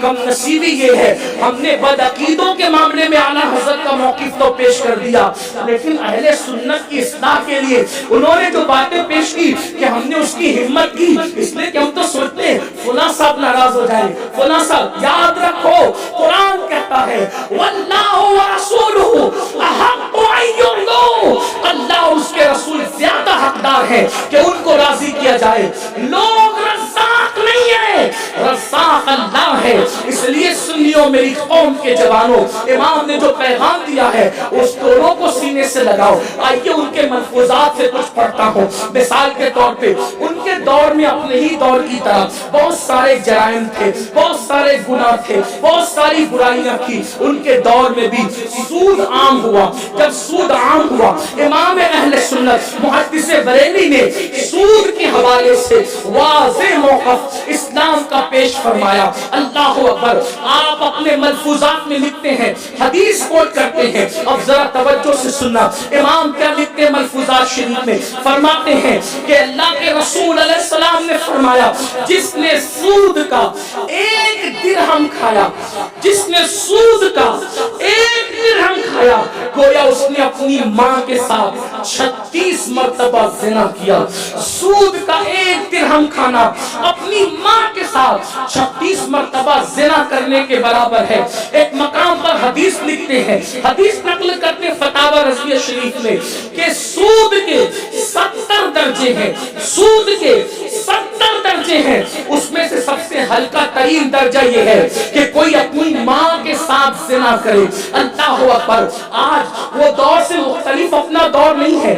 آج دولت کی محبت میں، آج دولت کی الفت میں، آج دولت کے پیار میں، اللہ اکبر، بہت سارے مسلمان سودی دھندے کر رہے ہیں، سودی کاروبار کر رہے ہیں، سود عام ہو رہا ہے، سود عام ہوتا جا رہا ہے۔ اللہ اکبر۔ میں آپ سے پوچھتا ہوں، یاد رکھنا، دولت کی محبت میں اللہ کی نافرمانی کرنے والوں، اللہ نے جو حرام کیا ہے تم اس کو حلال کرتے ہو۔ آؤ، اللہ کے سچے نبی صادق و مصدوق صلی اللہ علیہ وسلم ارشاد فرماتے ہیں، اللہ کی عزت کی قسم جس کے قبضے میں محمد کی جان ہے۔ دیکھو حضور کیسے قسم اٹھا رہے ہیں، حضور کیسے قسم اٹھا رہے ہیں۔ فرماتے اللہ کی عزت کی قسم جس کے قبضے میں محمد کی جان ہے، تم ضرور ہلاک ہوں گے۔ توجہ کریں، انداز دیکھیں۔ فرمایا تم ضرور ہلاک ہوں گے، تم ضرور برباد ہوں گے۔ کب؟ جب تمہارے اندر سود عام ہوگا، جب تم بیاج کے دھندے کرنے لگو گے، جب سود تمہارے اندر عام ہوگا، جب شراب تمہارے اندر عام ہوگا، جب زنا تمہارے اندر عام ہوگا۔ آقا علیہ السلام فرماتے ہیں جب تم لہو و لعب یعنی میوزک، موسیقی اور گانے بجانے کے آلات کے دل دادا ہو جاؤ گے، تو اللہ کے رسول علیہ السلام فرماتے ہیں جب یہ گناہوں پر تم عادی ہو جاؤ گے تو اللہ راتوں رات تمہاری شکلیں یا تو سور کی طرح کر دے گا یا تو بندر کی طرح کر دے گا۔ اور فرمایا جب سود، زنا اور میوزک اور موسیقی عام ہو جائے گی تو اس وقت تو تمہارے گھروں کو ڈھایا جائے گا، اس وقت تو تمہارے گھر گرائے جائیں گے۔ ایک بات آپ کی جودھ پور والوں توجہ چاہتا ہوں، آج پورے ہندوستان کے اندر یہ کہا جا رہا ہے ہمارے گھر کیوں توڑے جا رہے ہیں، ہمارے گھر کیوں اجاڑے جا رہے ہیں۔ آپ سے ایک بات عرض کرنا چاہتا ہوں، جو اجاڑ رہے ہیں وہ ظالم ہے، ہم ان ظالموں کے ساتھ نہیں، لیکن 1450 سال پہلے اشارہ دے دیا گیا تھا جب تم سود کے دھندے دھندے کرو گے، جب تمہارے اندر زنا اور شراب اور موسیقی عام ہو جائے گی، تمہارے گھر اجاڑ دیے جائیں گے، تمہارے گھروں کو ڈھا دیا جائے گا۔ اللہ اکبر۔ آج مسلمانوں کا حال یہ ہو گیا ہے، تھوڑی سی دولت کی لالچ میں، تھوڑے سے مال کی لالچ میں، اللہ اکبر، 16 سال کے لڑکے شارٹ ٹائم میں کروڑ پتی بننے کے چکر میں، مختصر وقت میں مالدار بننے کے چکر میں کیا کر رہے؟ سود کے دھندے کر رہے۔ غیرت کہاں گئی؟ اللہ کے سچے نبی نے فرمایا ایک درہم سود کا ماں کے ساتھ 36 بار زنا کرنے کے برابر ہے۔ حیا نہیں آتی؟ غیرت نہیں آتی؟ کتنا بدترین کام کر رہے ہیں۔ دولت ہی سب کچھ ہے، تھوڑی دیر غور تو کرو، تھوڑی دیر سوچو تو صحیح، یہ دولت لے کر کے کون جاتا ہے؟ جاتا ہے کوئی بڑے بڑے بادشاہ، بڑے بڑے تاجدار، بڑے بڑے مالدار، اللہ اکبر، دنیا سے گئے تو کیا دولت ساتھ لے گئے؟ ارے حلال کمانے والے دولت ساتھ نہ لے گئے، حرام کمانے والوں تم کیا ساتھ لے کر کے جاؤ گے؟ اللہ اکبر۔ یہ جو سود کے دھندوں سے اگر کوئی عمرہ کو بھی جائے، حج کو بھی جائے، اللہ کے رسول علیہ السلام فرماتے ہیں جب کوئی حرام کاروبار کی رقم سے حج کے لیے جاتا ہے اور وہ لبیک پڑھتا ہے تو اس کی لبیک کے بدلے میں کہا جاتا ہے تیری کوئی لبیک نہیں، تجھے کوئی خوشخبری نہیں، اور اس کی لبیک کے بدلے میں اس پر لعنت کی جاتی ہے اور ہر قدم پر اس کا گناہ لکھا جاتا ہے۔ اللہ اکبر۔ سوچو او حرام دھندے کرنے والے مسلمانوں، تم اپنے بچوں کے لیے ہی کر رہے ہو؟ میرے بچے اچھی کاروں میں بیٹھیں گے، میرے بچے شان سے جیئیں گے، میرے بچے گوشت ان کا اچھا بنے گا، واہ قیمتی موبائل استعمال کریں گے۔ سن لو، جو گوشت حرام سے پرورش پاتا ہے، جو خون حرام سے پرورش پاتا ہے، اللہ کے رسول صلی اللہ علیہ وسلم صادق و مصدوق فرماتے ہیں، سچے رسول فرماتے ہیں کہ جو گوشت اور خون لقمہ حرام سے بنا ہے اس پر سب سے زیادہ اگر کسی کا حق ہے تو وہ جہنم کی آگ کا حق ہے۔ اور اس کی تشریح کرتے ہوئے علامہ مفتی احمد یار خان نعیمی علیہ رحمہ لکھتے ہیں جیسے کسی کپڑے کو اگر راکل میں بھگو دیا جائے، راکل سمجھتے ہیں؟ راکل سمجھتے ہیں؟ یہاں پہ لوگ راکل سمجھتے ہیں؟ نہیں، مٹی کا تیل سمجھتے ہیں؟ مٹی کا تیل، کیروسین، مٹی کا تیل۔ اگر مٹی کے تیل کے اندر کپڑا بھگو دیا جائے تو بتاؤ کتنی جلدی جلتا ہے۔ مٹی کا تیل کپڑے میں لگے تو کپڑا جلدی جلتا ہے۔ تو جہنم میں سب سے زیادہ جو جسم تیزی سے جلے گا وہ حرام لقمے سے پرورش پانے والا جسم ہوگا۔ اور کون کہہ رہا ہے؟ اللہ کے سچے نبی فرمائے۔ آپ سے پوچھنا چاہتا ہوں، جس نے اپنے بچوں کو حرام لقمہ کھلایا اس کے بچے اس کے کبھی وفادار نہیں ہو سکتے۔ جس نے حرام لقمہ حرام غذا کھلایا اس کی اولاد کبھی اس سے وفا نہیں کر سکتی۔ ہم اپنی اولاد کے اچھے کے لیے اپنی آخرت برباد کر رہے ہیں۔ اور یہ بھی بات آپ کو یقین ہونا چاہیے، اللہ رزاق کے رزاق اس نے ہمارے مقدر میں لکھ دیا ہے اتنا ہی ملنا ہے تو اتنا ہی ملنا ہے، اس سے زیادہ نہیں ملے گا۔ حرام سے کماؤ گے تو بھی اتنا ہی ملے گا، حلال سے کماؤ گے تو بھی اتنا ہی ملے گا۔ اس لیے حرام کی راہ سے توبہ کرو۔ اللہ کے رسول علیہ السلام فرماتے ہیں سود لینے والے پہ لعنت، سود دینے والے پہ لعنت، سود لکھنے والے پہ لعنت، سود پر گواہ رہنے والے پہ لعنت۔ اللہ اکبر۔ جو سود لکھے اس پہ بھی لعنت، جو گواہی دے اس پہ بھی لعنت، جو لے اس پہ بھی لعنت، جو دے اس پہ بھی لعنت۔ اور آپ سے پوچھتا ہوں، علماء سے پوچھو یہ لعنت کیا ہے؟ ایک عام آدمی پر بھی آپ لعنت نہیں کر سکتے۔ اللہ کے رسول صلی اللہ علیہ وسلم نے اپنے جان کے دشمنوں پہ لعنت نہیں فرمائی۔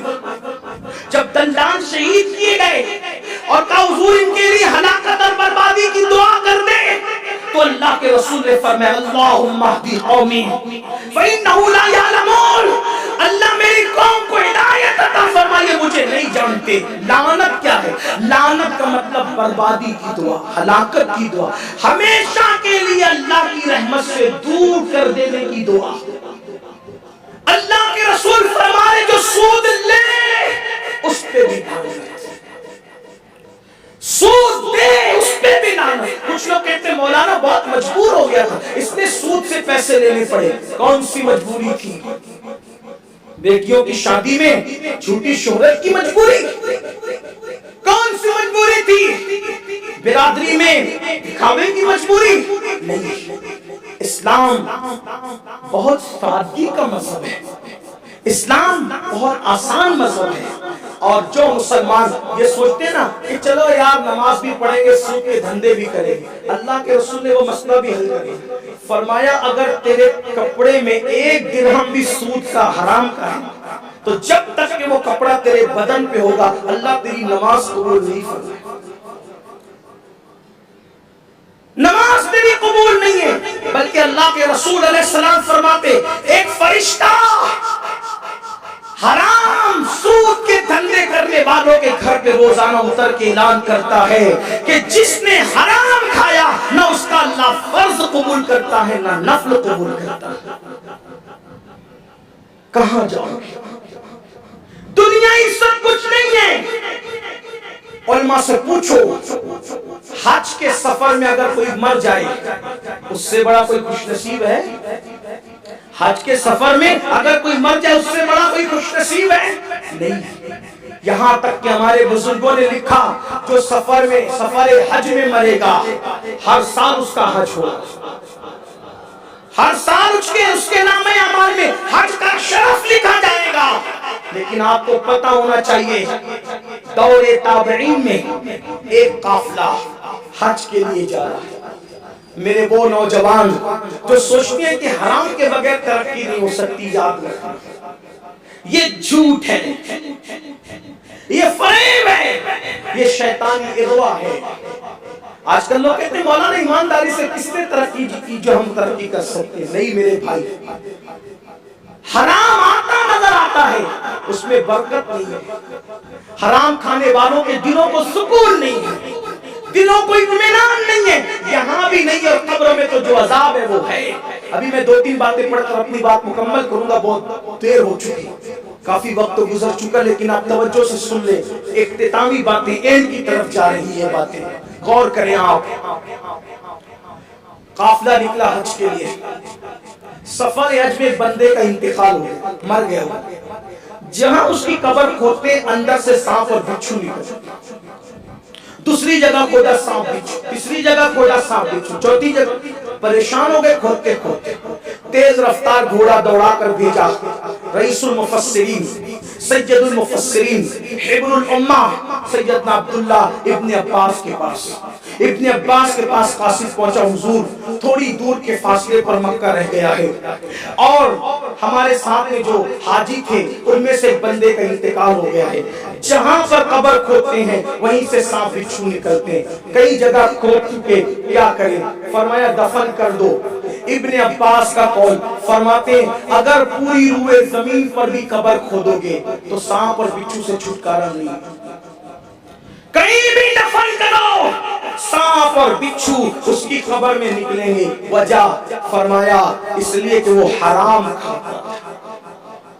حرام کھانے کی وجہ سے سفر حج میں مرا ہے، پھر بھی اس کی برکت سے محروم کر دیا گیا ہے. مرو گے تو کیا حرام کپڑے کا کفن لے کر کے جاؤ گے؟ مرو گے تمہاری دولت پر سب لوگ موج موج کریں گے، موج مستیاں کریں گے، عذاب قبر میں تم گرفتار رہو گے. اللہ کے رسول علیہ السلام فرماتے ہیں مجھے 2 بندوں نے اٹھا کے کھڑا کیا اور مجھے بیت المقدس کی طرف لے گئے. تو میں نے کیا دیکھا؟ بہت لمبی بات ہے لیکن اس میں سے عنوان کے تحت آقا فرماتے میں نے دیکھا ایک خون کا دریا ہے، پیپ کا دریا ہے، خون اور پیپ کا دریا ہے. اس میں بندہ تیرتا ہے، جیسی وہ کنارے پر آتا ہے اس کو دوسرا بندہ پتھر مار کر اسی میں واپس ڈبو دیتا ہے. میں نے پوچھا یہ کون ہے؟ تو کہا یہ دنیا میں سود کھانے والا ہے. اللہ کے رسول علیہ السلام فرماتے ہیں شب معراج میں نے دیکھا کہ میرے سر پر بجلیاں کڑکی. 7ویں آسمان کے اوپر میں نے دیکھا میرے سر پہ بجلیاں کڑکی. جب میں نے وہ بجلیاں نہیں تھی، حضور نے سمجھانے کے لیے بجلیوں کی کڑک کی طرح آواز آئی. میں نے سر اٹھا کر کے دیکھا تو فرمایا کچھ لوگ ایسے تھے جن کے پیٹ کمروں کی طرح بڑے بڑے تھے، روم کی طرح بڑے بڑے تھے، اور اس میں سانپ اور بچھو اور جہنم کی آگ مجھے نظر آئی۔ مسلمانوں بتاؤ، دولت تو لوگ بندر نچا کر بھی کما لیتے ہیں، دولت لوگ کیسے کیسے کماتے ہیں۔ تصور کرو سچے نبی کا سچا فرمان، اگر پیٹ میں چھوٹی سی چند mm کی پتھری ہو جائے تو آدمی کیسے تڑپتا ہے۔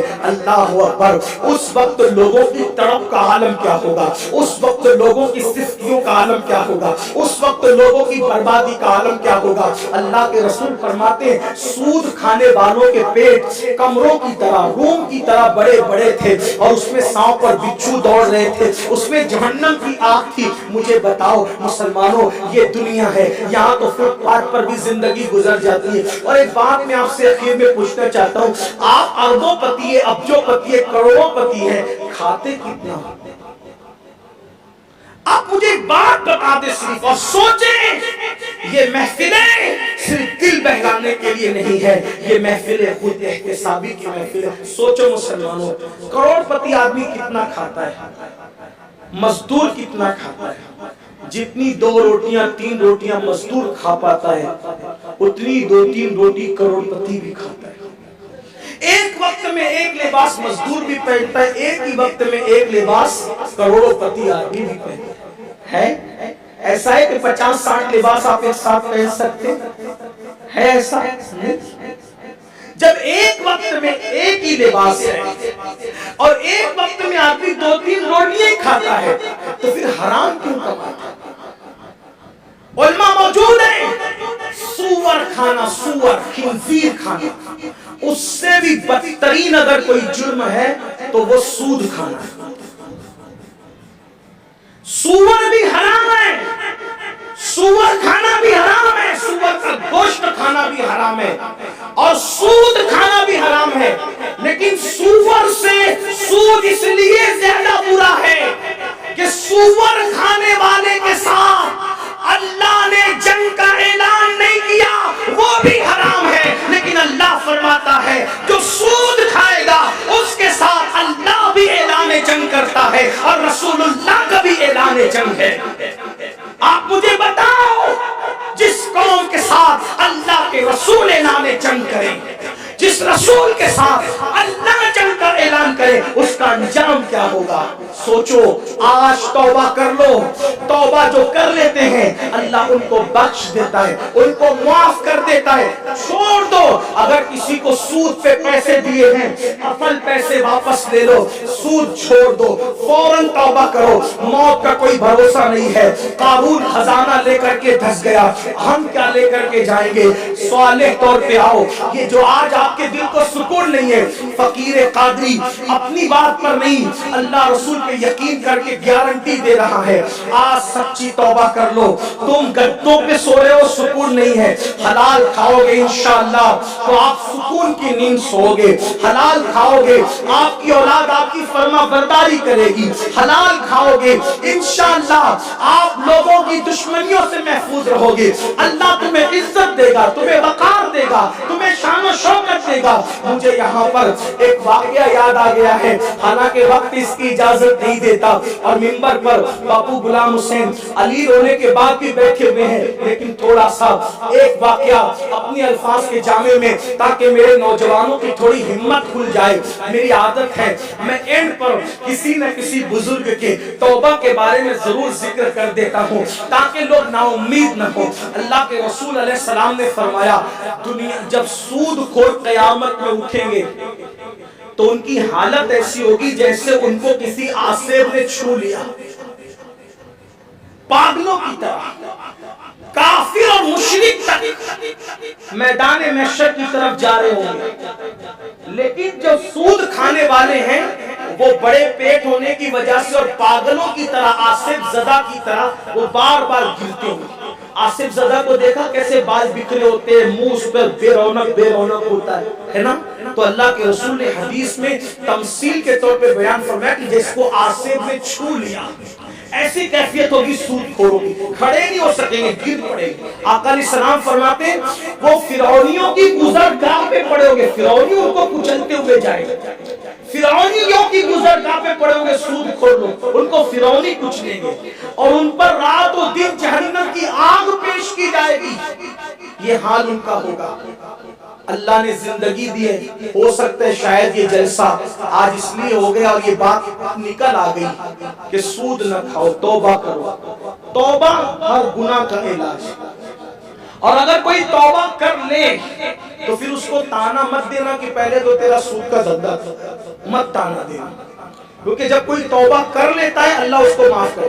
اللہ معاف کر دے، آپ بیچ میں مت آیا کیجیے۔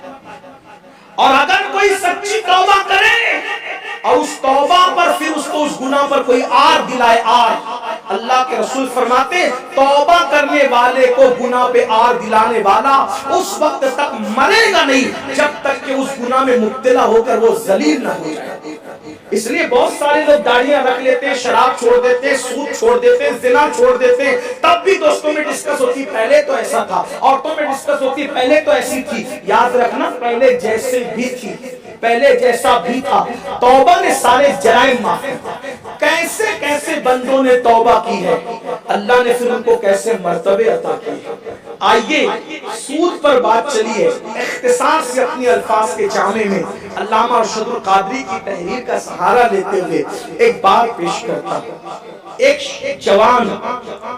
جوان بصرہ کی زمین پہ رہتا ہے، بہت مالدار ہے، اس دور کا مالدار، اس دور کا دولت مند کروڑوں پتی آدمی اس دور کا، لیکن اس کی کمزوری یہ تھی کہ وہ سود کا دھندا کرتا، لوگوں کو سود پہ پیسے دیتا۔ آج کل بھی لوگ آرام سے بیٹھ کے کمانا چاہتے ہیں، یہ بات آپ یاد رکھیں، شاید میں نے پہلے کبھی یہاں کہا یا نہیں۔ علامہ ابن حجر نے اپنی کتاب میں یہاں تک لکھا کہ سود کھانے والوں پر شب قدر میں بھی میں نے عذاب ہوتے ہوئے دیکھا۔ یعنی رمضان شریف کی سب سے مبارک رات شب قدر جو 1000 مہینوں سے افضل ہے، شب قدر میں بھی سودیوں کی قبر پہ عذاب ہوتا ہے۔ ابن حجر لکھ رہے ہیں ڈرو اللہ سے، دنیا سب کچھ نہیں ہے، توبہ کرو، پلٹو، اللہ کی طرف آ جاؤ، اللہ کے کلام کی طرف آ جاؤ۔ ارے جس نے ماں کے پیٹ میں ہمیں کھلایا وہ زمین پہ کیوں نہیں کھلائے گا؟ اپنے شوق کنٹرول کرو، اپنی خواہشات پہ کنٹرول کرو، بس اتنا ہی ہوگا نا۔ سود کا دھندا نہیں کریں گے تو روزانہ تندوری کھانے کی بجائے دال روٹی کھانی پڑے گی، یہی ہوگا، اور کیا ہوگا۔ ایک بات آپ کو عرض کروں، تندوری ہو، بریانی ہو، کتنا بھی قیمتی کھانا ہو، حلق کے نیچے جانے کے بعد لذت کیا ہے اس کی؟ جو دال کا انجام ہے حلق کے نیچے کے بعد، وہی بریانی کا انجام ہے، یہی تو ہے۔ کہاں تک ہے لذت؟ زبان کی نوک سے لے کے زبان کی جڑ تک، ایک انگلی اتنے فاصلے کے لیے اللہ کا اتنا بڑا عذاب بول دے رہے ہو۔ کھانے کی لذت کیا ہے؟ زبان تک، زبان کے نیچے اترا کھانے کی لذت ختم ہے، سوائے بدبو کے اس کو بننا کیا ہے؟ اللہ کے بندو، اللہ پر بھروسہ کر کے توبہ کی طرف آؤ، اس پہ یقین کرو کیسے نوازتا ہے۔ بصرہ میں ایک زمین، بصرہ کی زمین پہ کروڑوں پتی آدمی دولت مند ہے، سود کا دھندا کرتا، جیسے آج کل لوگ کرتے ہیں، 1 لاکھ دے دیا، 5 لاکھ دے دیا، اب ہر مہینے وصولی کر رہے ہیں، اور وہ 5 لاکھ بچے گی بچے۔ کچھ لوگ کہتے ہیں ہم پارٹنرشپ کر رہے ہیں۔ پارٹنرشپ کیا ہے بھائی؟ تو آپ نے 5 لاکھ دے دیا، 10,000 مہینہ وصول کر رہے ہیں۔ کون سا ایسا دھندا ہے جس میں 10,000 ہی منافع ہوگا؟ 11,000 بھی تو ہو سکتا ہے، 9,000 بھی تو ہو سکتا ہے، 9,999 بھی تو ہو سکتا ہے۔ یہ کون سا دھندا ایسا جس میں 10,000 ہی منافع ہوگا اور جس میں صرف نفع میں شرکت ہے، نقصان میں کوئی شرکت نہیں؟ علماء سے مشورہ کرو، جو صحیح مفتیان کرام جواب دینے والے، ان کے پاس بیٹھ کر کے پوچھو کہ کیا طریقہ ہے تجارت کا۔ فاروق اعظم تو کوڑا لے کر چلتے تھے بازار میں، فرماتے تھے جو خرید و فروخت کے مسائل سے واقف نہیں وہ باہر نکلے بازار سے۔ یہ آپ کا نام، حلال کو لازم پکڑو، سارا مسئلہ ختم ہے۔ پیٹ میں جو جاتا ہے وہی اثر دکھاتا ہے۔ آج کل لوگ اصلاح معاشرہ کے جلسے کتنے کر رہے ہیں؟ آپ پوچھیے علماء سے، آج سے 50 سال پہلے اتنے جلسے نہیں ہوتے تھے اصلاح معاشرہ کے، لیکن لوگ سدھرے ہوئے تھے۔ آج تو روز جلسے ہو رہے ہیں، لوگ سدھرتے کیوں نہیں؟ بڑی معذرت کے ساتھ پیٹ کے اندر جو حرام چلا جا رہا ہے پیٹ کے اندر، تو وہ حرام وہی اثر دکھا رہا ہے۔ اور اس کے بعد ایک بات کہوں، برا لگے تو معاف کرنا، خاص طور پہ اہل منبر معاف کرنا، اہل منبر معاف کرنا۔ عوام تو حرام کھا ہی رہی ہے، جلسے میں مقرر کو بلاتے ہو، پیر صاحب کو بلاتے ہو، علماء کو بلاتے ہو، تو یہ نہیں دیکھتے کمیٹی کے لوگ کہ اس محلے کا سیٹ حلال کماتا ہے کہ حرام کماتا ہے۔ اے سی لگی ہے نا تو وہیں پہ رکاؤ، گدے ہیں نا تو وہیں پہ رکاؤ، کھانے کا انتظام وہی اچھا کرے گا وہیں رکاؤ، چاہے بھی وہ حرام کرتا ہو۔ اب آنے والے پیر لوگوں کو تو نہیں معلوم ہوتا، مقرر کو تو نہیں معلوم ہوتا، خطیب کو تو نہیں معلوم ہوتا، یہ کمیٹی والے اس کے ذمہ دار ہو۔ آپ لوگ ایسے نہیں ہیں، لیکن حالات ہندوستان کے ہیں ایسے۔ صدارت بھی دیں گے تو حرام دھندا کرنے والوں کو ابھی کان میں آ کے بولیں گے تھوڑا سا ذرا سنبھال لیجیے گا۔ لوگ جلسہ کرنا فرض نہیں ہے، حرام سے بچنا فرض۔ اللہ کے رسول صلی اللہ علیہ وآلہ وسلم نے فرمایا لوگوں پہ ایک وقت ایسا آئے گا کہ سب سود کھائیں گے۔ آقا نے فرمایا تنبیہ الغافلین کے اندر یہ روایت، سب سود کھائیں گے، سب سود کھائیں گے۔ صحابہ نے پوچھا حضور سب کھائیں گے؟ آقا نے فرمایا ہاں، جو بچنا چاہے گا اس تک بھی سود کے گرد و غبار پہنچ کر رہے گا۔ کچھ لوگ سود کھانے والوں کی حمایت میں کھڑے ہوں گے، کچھ لوگ سود کھانے والوں کی سمجھ سے راضی ہوں گے۔ میں کہتا ہوں، آپ کو کہتا ہوں، عوام تو بگڑ گئی ہے، لیکن اگر آپ اپنے مقرر کو بلاؤ، مشائخ کو بلاؤ، بزرگوں کو بلاؤ، تو ایسی پنکھے دیکھتے ہو اچھی بات ہے، یہ تمہارا اپنا مزاج ہے، لیکن اس سے پہلے حلال دیکھو۔ اگر حلال کھلانے والا دال روٹی کھلاتا ہے وہاں رکا۔ مقرر کے پیٹ میں کھانے تقریر سے پہلے جب تم نے حرام ڈال دیا تو وہ تقریر کیا اثر ہے؟ اس کو نہیں پتا ہے، میں اس کو نہیں کہہ رہا وہ مجرم نہیں ہو تو دور سے ہے، لیکن ذمہ داری تو آپ کی ہوتی ہے۔ آپ نے مسجد کے متولیوں کو ان کو بنا رکھا ہے جن کے حرام دھندے، کیونکہ وہ مالدار ہے، یعنی ساری مالداری کا آج سکہ چل رہا ہے۔ تو پھر اوروں میں ہم میں فرق کیا ہے؟ کل تقویٰ دیکھ کر مسجد کا متولی بنایا جاتا تھا، آج دولت دیکھ کر بنایا جاتا ہے۔ کل شرافت دیکھ کے بنایا جاتا تھا، آج اس کا دفن پنگ اور بدماشی دیکھ کر کے بنایا جاتا ہے۔ مسلمانوں کہاں ہو؟ اور آپ سے بھی کہتا ہوں یاد رکھنا، اگر جلسوں کے چندے بھی کرو، نیازوں کے چندے بھی کرو، کسی نے نہیں کہا 40 ٹن کھچڑا بناؤ امام حسین کے نام کا، آدھا ہی کلو بناؤ، اپنی حلال کی کمائی سے۔ حرام کی شیرنی پہ فاتحہ کر کے اگر سود کا دھندا کرنے والا لا کے دیتا ہے، انکار کر دو، میں نے نہیں کھانا، جا میں نے نہیں کھانا۔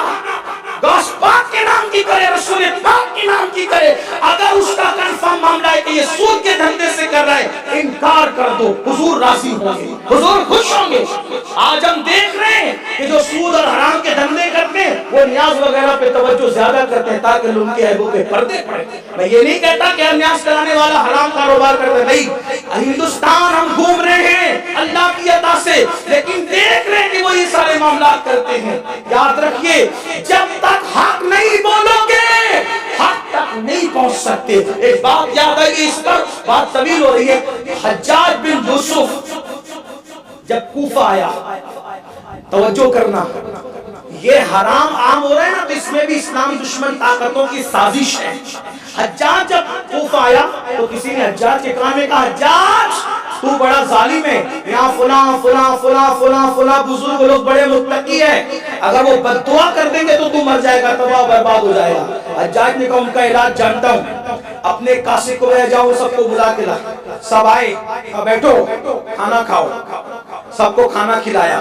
حجاج توجہ کی، حجاج نے، علامہ اسماعیل حقی لکھ رہے اس کو، علامہ اسماعیل حقی لکھ رہے اس کو، حجاج نے ان سارے متقی بزرگوں کو بلا کر کے دارالامامت میں بٹھا کے کھانا کھلایا۔ جب وہ جانے لگے تو انہوں نے کہا حجاج ہم لوگ مستجاب الدعوات ہیں، یعنی ہماری دعائیں قبول ہوتی ہے، بد دعائیں بھی قبول ہوتی ہے، سیدھے رہنا ورنہ بد دعا کر دیں گے تو تو ہلاک ہو جائے گا۔ اس نے کہا جاؤ جاؤ میرا کچھ نہیں بگڑے گا۔ کیوں؟ کہا میں نے تمہارے پیٹ میں حرام ڈال دیا ہے، تمہارے پیٹ میں حرام چلا گیا ہے۔ حضرت سعد ابن ابی وقاص نے کہا تھا یا رسول اللہ میری تمنا ہے کہ میں جو دعا کروں اللہ قبول کر لے۔ آقا نے فرمایا حلال کو لازم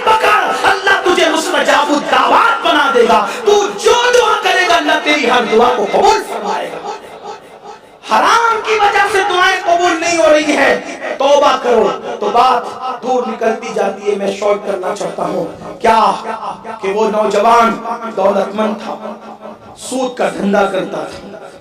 ایک دن وہ سود کا ہفتہ وصولی کرنے کے لیے نکلا تو کچھ بچے کھیل رہے تھے. ان بچوں نے کہا ہٹو ہٹو ہٹو, حبیب سود کھول آ رہا ہے. اس کے پیروں کا غبار اگر ہم پہ لگ جائے گا ہم لوگ کہیں بدبخت نہ ہو جائیں. ہٹو. بچوں میں بھی یہ شعور تھا اس دور میں کہ سود خوروں سے نفرت کر. اچھا یہ بات آج جو ہمارے ممبروں سے کچھ لوگ کہتے ہیں نا صرف محبت کرو, صرف محبت کرو, صرف یاد رکھنا اسلام نے جس سے محبت کا حکم دیا اس سے محبت ہونی چاہیے. لیکن جو گناہ کرتے ہیں ان سے محبت آپ کریں لیکن گناہ سے محبت نہ کریں. نفرت کا اظہار تو آپ کو کرنا چاہیے گناہ سے, ورنہ صاف ایک ہو جائے گا حلوہ اور زہر سب ایک ہوتا چلا جائے گا. یہ جو لوگ گناہوں پہ دلیر ہو رہے ہیں نا اسی لیے ہو رہے ہیں کہ ہم لوگوں کے اندر سے بائیکاٹ کا جذبہ ختم ہو گیا, ہمارے اندر سے حق بولنے کی ہمت ختم ہو گئی. تو کہا ہٹو ہٹو, حبیب سود کھول آ رہا ہے, اس کے گرد و غبار پیر کی ہم پہ لگے گی, ہم بدبخت نہ ہو جائیں. حبیب تو حبیب, اس کے دل پہ چوٹ لگی. بچے بھی مجھ سے نفرت کرتے ہیں. وہ وصول کرنے کے لیے گیا. حبیب دروازے پہ دستک دی. خاتون خانہ نے وہاں جو تھی اس نے کہا کون؟ حبیب, ابھی تک تم نے اپنا ہفتہ نہیں بھجوایا؟ میرے شوہر تمہاری ہفتے کا انتظام کرنے گئے ہیں. کہا کہ میں خالی نہیں جاؤں گا, میں کسی کے دروازے سے خالی نہیں جاتا, میں کچھ نہ کچھ لے کے جاتا ہوں. وہ سود کا ہفتہ تو اپنی جگہ رہا, آ کے خالی نہیں جاؤں گا, آ کے جو لوٹوں اس کا عوض بھی کچھ نہ کچھ لے کے جاؤں گا. تو کہا دیکھو گھر میں کچھ نہیں تھا, میرے شوہر بکری کے سر اور پیر قرض کے طور پہ مانگ کے لائے, چلاؤ نہیں, یہ لے کر کے چلے گئے. دیا لے کر کے گئے. بیوی کو کہا پکاؤ, بیوی نے پکایا. پک رہا تھا, خوشبو آ رہی تھی. ایک فقیر آیا, دستک دی, دروازہ کھولا.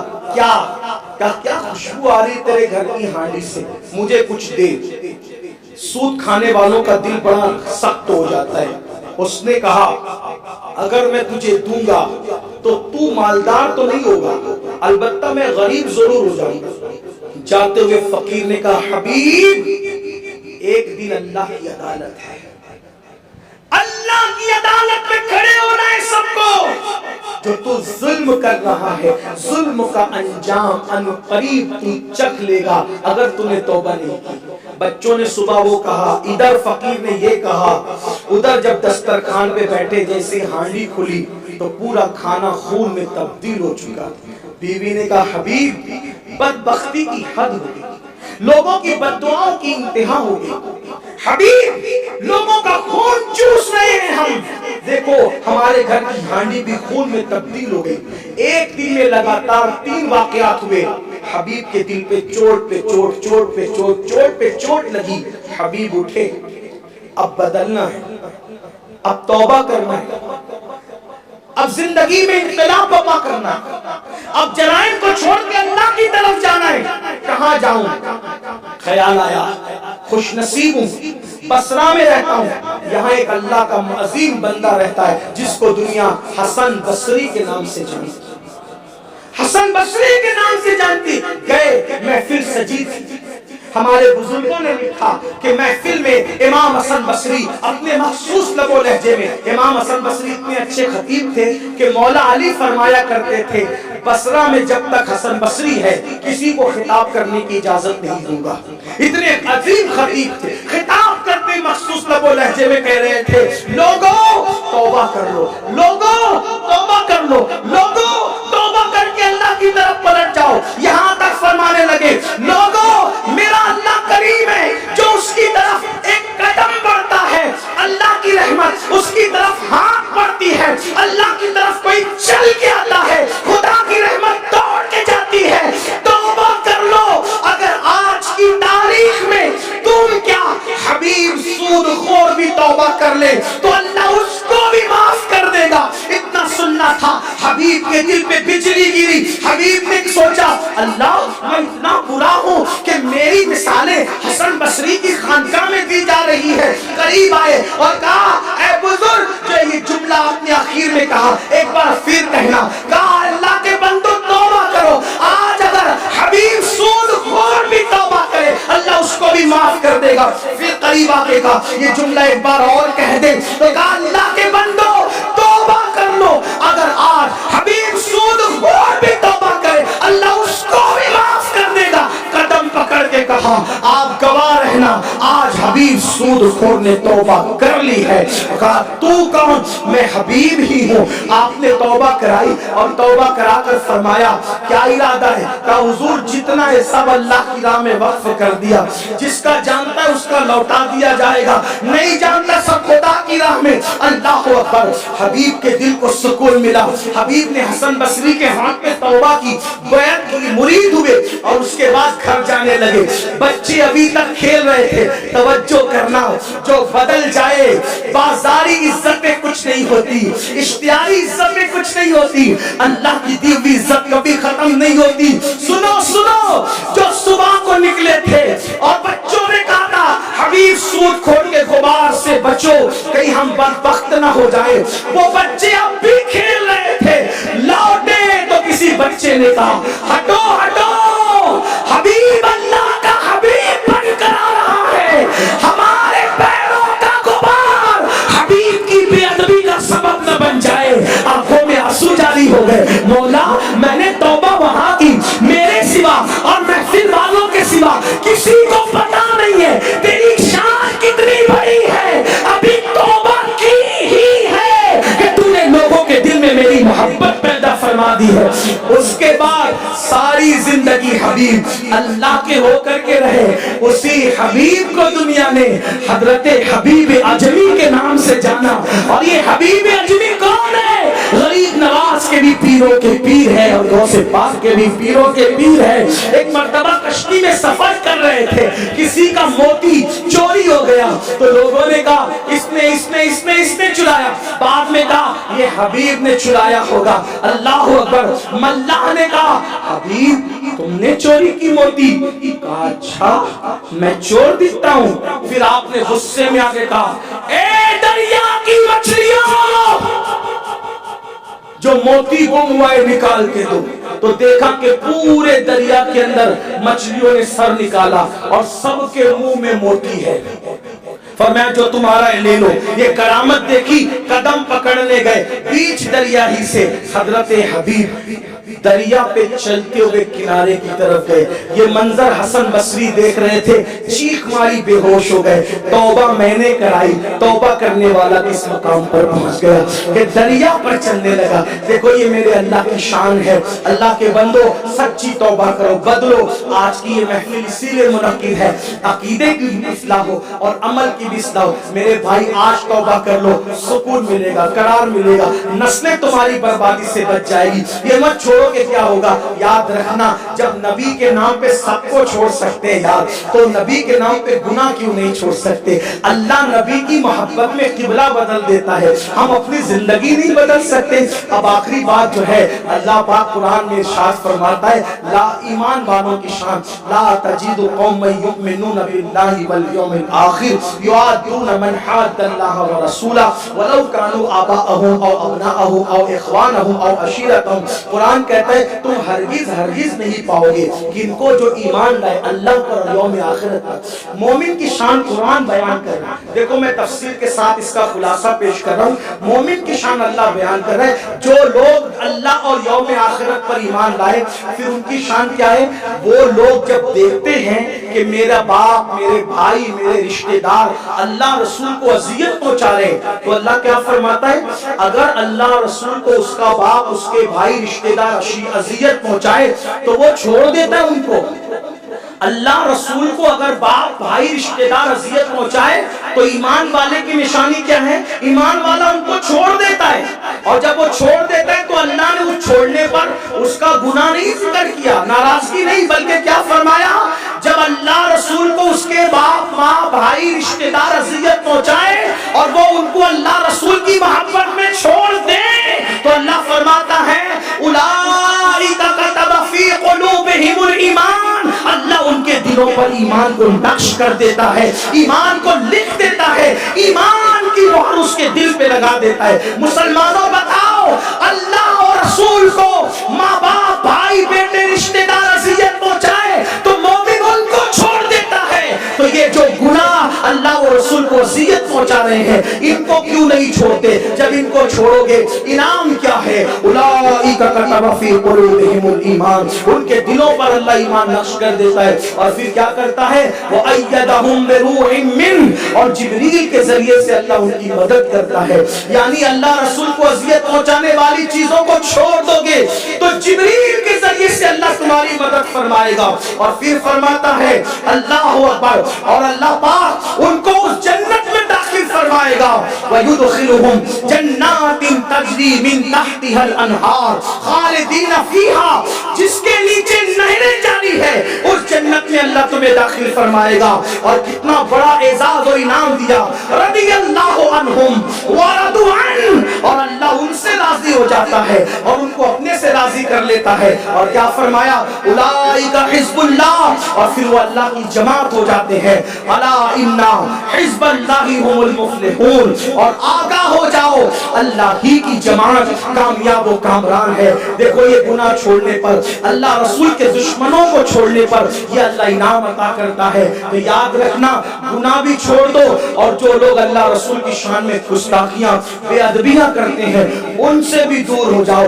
اللہ تمہاری جبریل کے ذریعے مدد کرے گا، دلوں پر ایمان نقش کر دے گا، اور تم اللہ کی جماعت میں داخل ہو جاؤ گے۔ اللہ تمہیں کامیابی عطا فرمائے گا۔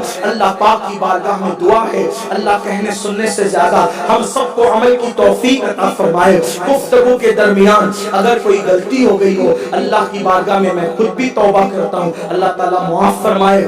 استغفر اللہ ربی من کل ذنب واتوب الیہ وما علینا الا البلاغ۔